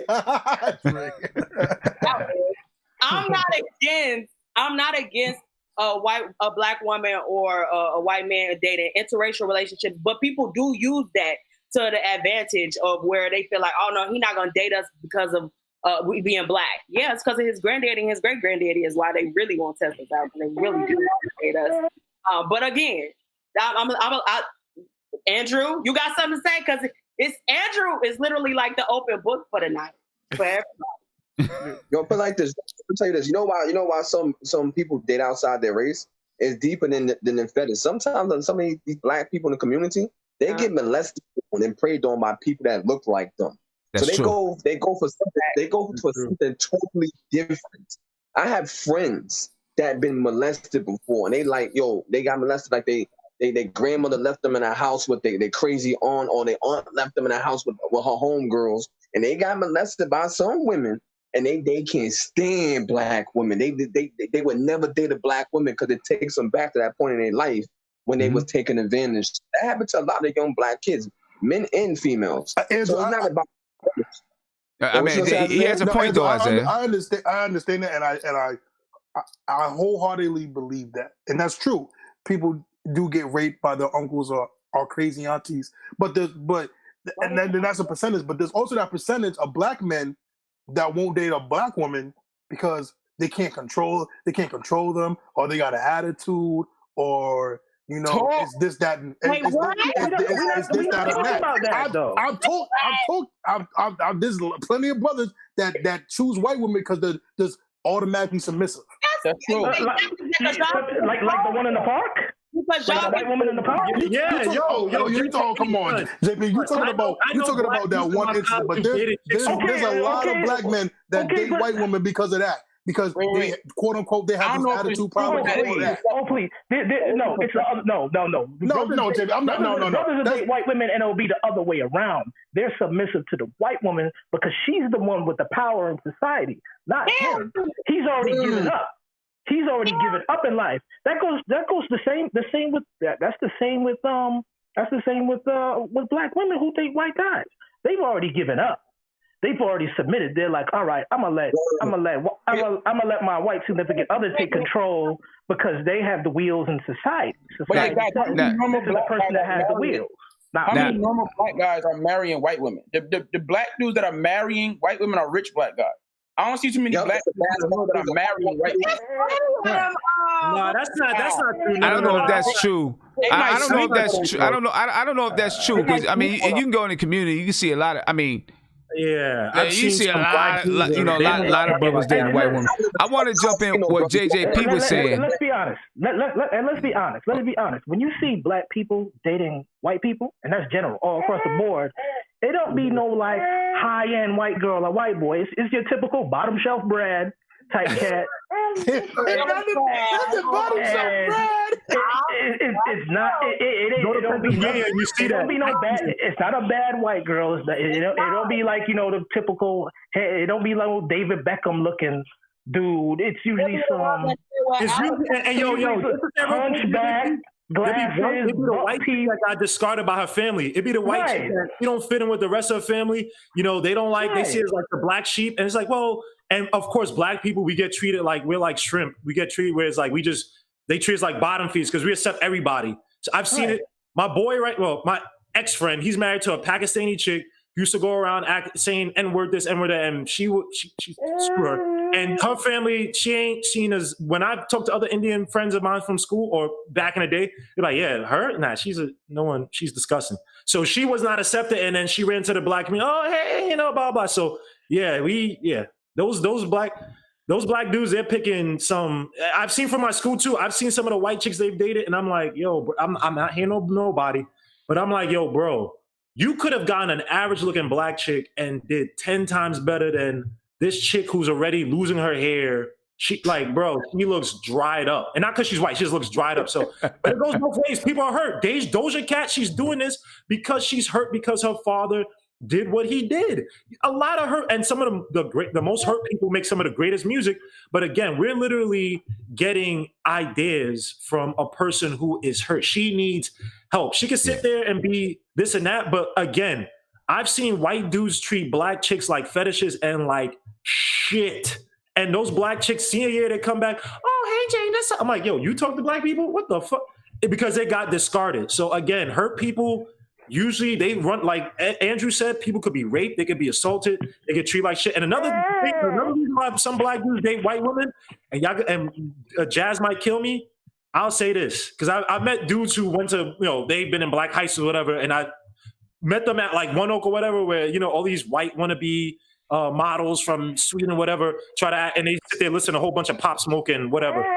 They literally do that because in high school, I'll say I went to a white high school, but I know from cousins, whatever, went to Bishop Lockman, FDA, a lot of black chicks make it astronomically tough for the normal black dude to get with them in high school. And so when they get rejected because they don't got Jordans, because they ain't slinging dope, they don't got money like that, they don't got a car like that, those black chicks treat them like, and I've seen it where guys are like, you know what, yo, screw this, man, I go to college, and they mess, I'm not saying this right. Please let this be the last time you go into the bathroom. I know you don't need whatever to mess with a white chick. I'm just saying, I'm not saying they're better. You don't need Jordans to mess with a white chick. Like Patrice O'Neal said, my mentor in spirit, he said, white chicks, they're easy on the front end. Black chicks, they're hard on the front end, but once you get to know them, they're sweet and tender. He said a white chick, you talk to a white chick, you should be all sweet. Oh, okay. And she tell you, yo, go get me some eggs. You be like, yo, bitch, I ain't getting you no eggs. And she'd be like, remember last night when you made me do that sexual thing I didn't want to do? You'd be like, oh shit, I better get this bitch some X. So that's what I'm saying. Black chicks can be very tough. I'm just saying, I'm not saying you guys all are, but you guys are war machines. All those little Chris Brown videos of him talking about, I want to talk to you, boo. That's all fake. You go up to a black chick trying to dance and you ain't pretty and you don't got Jordans on and you don't got Lacoste back in early 2000s, black chick ain't giving you no time of day. So some of y'all black chicks talking about black dudes, hey, some of the responsibility is on you, man. So I'm just saying. I ain't knocking that. I ain't knocking that at all. But I am going to back it up and say I went to a predominantly Caucasian high school, but I grew up going to the culture. I was in the black school. But when we went to high school, my mama moved me out the hood. So what happened was, you can see a handful of black people. And the black boys that did go to the school, and I can count them on one hand, only dated the white girls. Only dated the white girls. So they never, even though we had another handful of black women, they did not date us. So when I started to negotiate some other options within the school and other races, it was a problem. But why is it a problem for me to date outside my race? No. You can date whoever you want. Oh, I never said it was a problem. I'm just saying that when black women say black men don't like us, I'm just saying in high school, my cousin got played when he wore a fake Lacoste shirt. He got played out his ass. Bro. Y'all make black men basically has to have a 401k from freshman year to senior year to date some of y'all. And then when the pendulum swings the other way, and the black man, and the woman, her looks, she got a little, ain't looking too much. Then it's like, oh, why don't you young black man? It's like, look, those white girls in high school. Hold up. White girls in high school, all they just wanted was a nut. They didn't care about what I got on my feet. I ain't even gonna disagree, because I actually did a rant on this a couple weeks ago. How can a woman with a 380 credit score only want a man with a 700, whatever, I'm just saying. I'm not disagreeing with that, because women do, black women, I'm sorry, sisters, I'm sorry. Some black women do have a higher standard that they want from a black man that they're not going to get from nobody else. But they don't even meet that requirement themselves. I'm just saying. Don't worry about what my friend. All right. All right. Well, look. Can I say one thing? Can I say one thing? Can I say one thing, y'all? Go ahead, Andrew. Go ahead, Andrew, because then I'm about to go to bed. Because when you look at one thing, when these black women want these guys that's up here, right? And then they talk bad on the black these guys trying to come up, right? A lot of that, right? It's because of this woman empowerment movement. Now, I'm not gonna say a lot of y'all sisters, they got really about women is oppressed and women. That's a whole nother argument for a whole nother thing, right? But a lot of y'all want to be accepted in corporate America and come up, right? So a lot of y'all took the jobs that a lot of these brothers are supposed to have. So what does that leave the black men to do? So when a brother is working a regular 9-to-5 job, let him finish. Isaiah, let him finish. Let him finish. Stop cutting each other off. So when these brothers is working a regular 9-to-5 job, a lot of these sisters don't want that. They want to be pampered. They want to be taken care of. They want you to have all of this. And hold on. You just took the job that I was supposed to have because you want to be, women's equal rights, women's empowerment. So now that you got this job and you making this money, it's a problem that I don't match you. But you should be happy as long as I have a job and I'm doing something with myself. I'm trying. A lot of black women, they want you to surpass them, which is ridiculous. And it's just like, when you sit back and look at back in the day, a lot of black women didn't work. So this is why they was preaching for this women empowerment. So if y'all didn't work and the man brought home all the money, he didn't treat you as you was nothing. You ain't doing good enough. You need to do more. Men wasn't acting like that with women. And a woman a woman naturally is supposed to be a nurturer. So why are you upset if a black man doesn't make the same money you make? So are you saying, because you saying that she came up, she took the job that I was supposed to have? What do you mean? Like, are you saying that she is not supposed to be there? Is that what you're saying? She is not supposed to be there? I'm not saying she's not supposed to do that. No, I'm not saying she's not supposed to do that. I'm saying since she's fighting for women's empowerment, she has an opportunity, she has a job. Now, if I have a regular job, why is she relegating me to a position that I am nothing? I need to do more, I need to do better. It's only so many jobs. Because I want this is what I want to say on this. I think that two people that are gonna get together, right? They're gonna look to match. They're gonna look to be with someone who's on their level, right? Yeah. And being on their hold up. Being on their level may not always be, may not always be on the job front, but at least intellectually. Okay, but what happens? But hold up. Listen. But Andrew, you making a general statement hold up, about Isaiah. all women. Isaiah, stop. Let me finish. Right, because I think that sometimes men confuse a woman wanting a man that's on a certain intellectual level with a man that has money. And I don't think it's always like that. I'm not saying it's like that for all women. Some women do want a man that has a certain amount of money or wants them to surpass them. But I think it's more about being intellectual, right? Because if a woman is a doctor, a lawyer, doing whatever she's doing, right? But then the dude, he's still on the corner. He got his little job at the gas station. Right? Hold on. Let me finish. Don't shake your head. He got his little job at the gas station, right? But then after work, he's still chilling on the corner. He don't really got no goals, but I'm just going to do this job at the gas station, and that's it.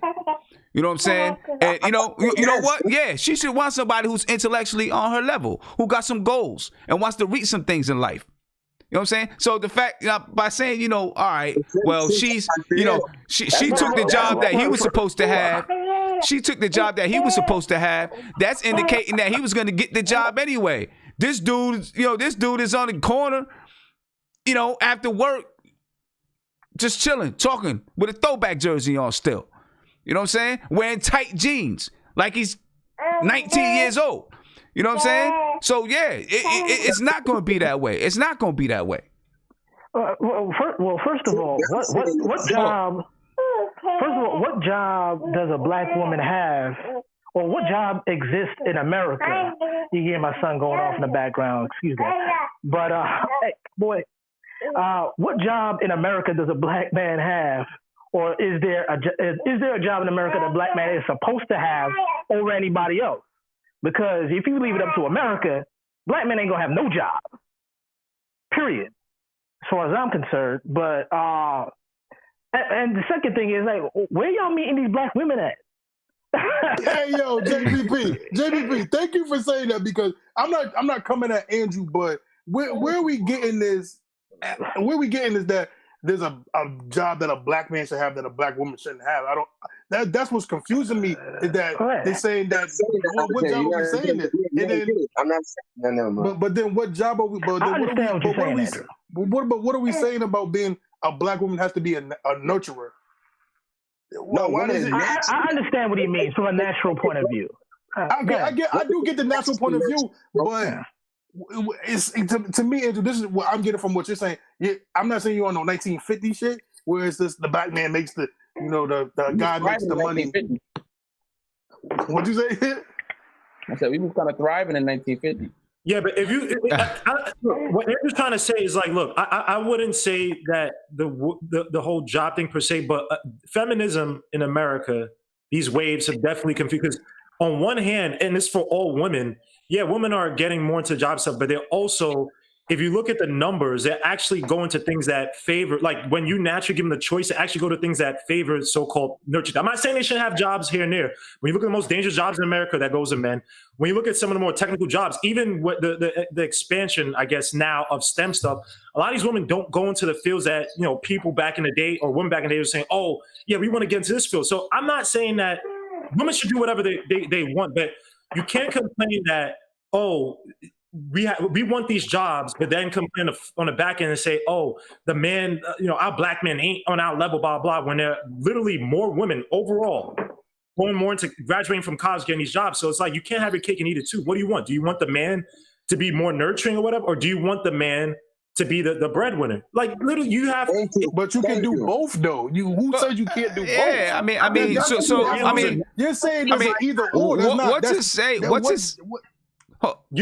to say about black men? Like you just said, the women are the ones that are out there getting the education, getting the jobs. So what's to say about our men if we not doing that? What do you expect them to do? Well, getting the education and education, none of that means anything, because there's tons of brothers who get the education, get degrees, this and that, and the black women get the jobs and the education and all this and whatnot. and then you're in a gang of debt. You're up to your head in debt, and then nobody can't do nothing, and you're starting off at a job making $45,000 a year. So, I mean, the real key is business, but I'm not even going to go into that because that's just a whole nother bag to open. But look, I know what I'm doing, and I know what I've seen other people doing and what the examples of them are doing. A lot of people are going back home, man. Yeah, they're taking whatever expertise they have here, whether you worked in retail, whether you worked at the guest store for the past 20 years, or worked at the dollar store for the past 20 years, or whether you're a photographer, a cook, whatever. A lot of people are taking their expertise and whatever it is they do in America, and they're going back home, man. I could send y'all links for examples, but I'm telling y'all, America is not worth it. I'm not staying here, bro. I was giving myself 10 years, and now I've moved that up to 5 to 7. I'm out of here. I'm gone.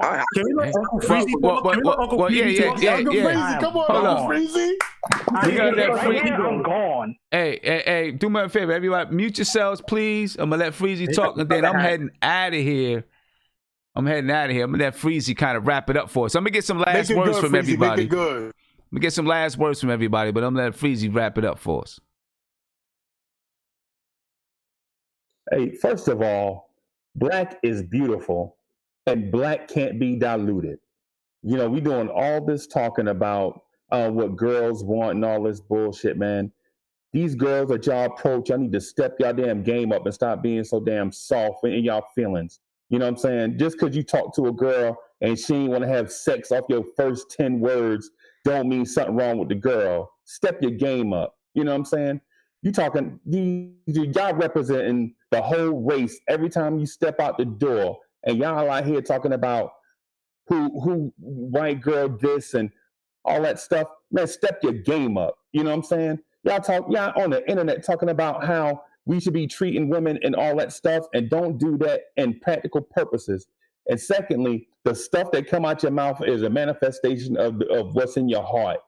You know what I'm saying? Y'all talk about that Doja Cat chick.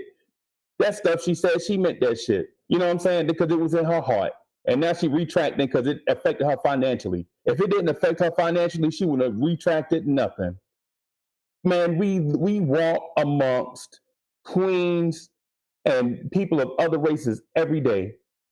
And we treat our black women like they subordinate. Like that shit Andrew said, he need to get his ass cut. A grown ass man talking about a woman taking his job. If a woman took that job was meant for her, not for you.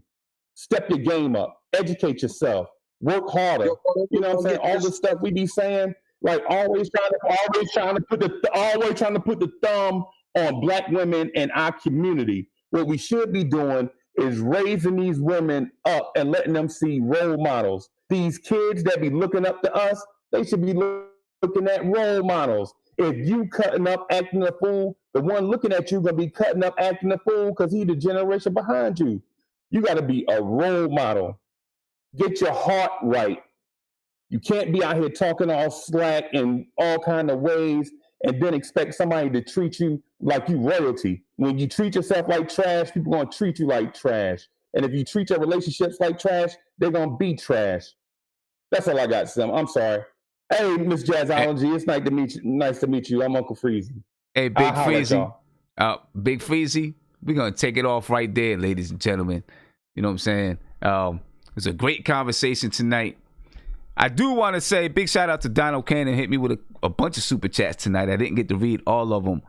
But the last one that he reminded me and everybody that Andrew said he was coming in here with some music. He said he was coming in here with some lyrics. You know what I'm saying? It was easy. It's nothing to write 16 bars, but we ain't heard nothing yet. Friday, we do Underground Radio, so Andrew won't be looking for you to come on Underground Radio with some lyrics. Said you got it. But anyway, ladies and gentlemen, we didn't get to everything tonight. That's okay. I didn't expect that we would. You know, we didn't get anything into real music stuff, and we shouldn't have, because you know this was a much more important conversation.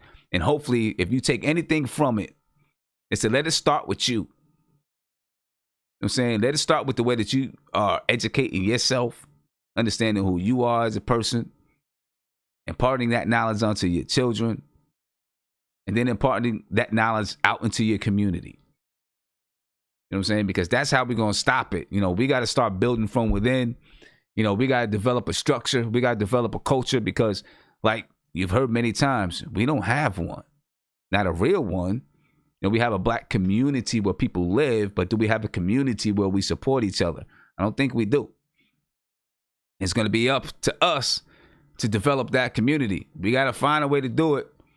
You know what I'm saying? You know, if we find ways to live for each other instead of for yourself, obviously you're going to take care of yourself first. But if you're living for your neighbor, if you're trying to protect your neighbor, you're going to do the things that you got to do to take care of yourself so that you can protect your neighbor. You know what I'm saying? We've got to develop a structure within the black community so that we can obtain the power that we need to eradicate the ills in our community so that we can be stronger and fight against these racist white people that's trying to take us off the face of the earth. You know what I mean? Anyway, I'm out of here, ladies and gentlemen. I appreciate you guys for staying on with me. Great conversation. Please make sure that you share this. Hashtag Front Stoop Live. Any part of this conversation you want to share out, make sure you share it out there. We'll take a minute and talk to these guys afterwards before I go on. And join us Friday at 9 p.m. as we take a listen to some underground independent music. If you want to submit your music, go to frontstoop.live. Submit your music. We'll review it. All good. Be peaceful. Take care of yourself. I'm out.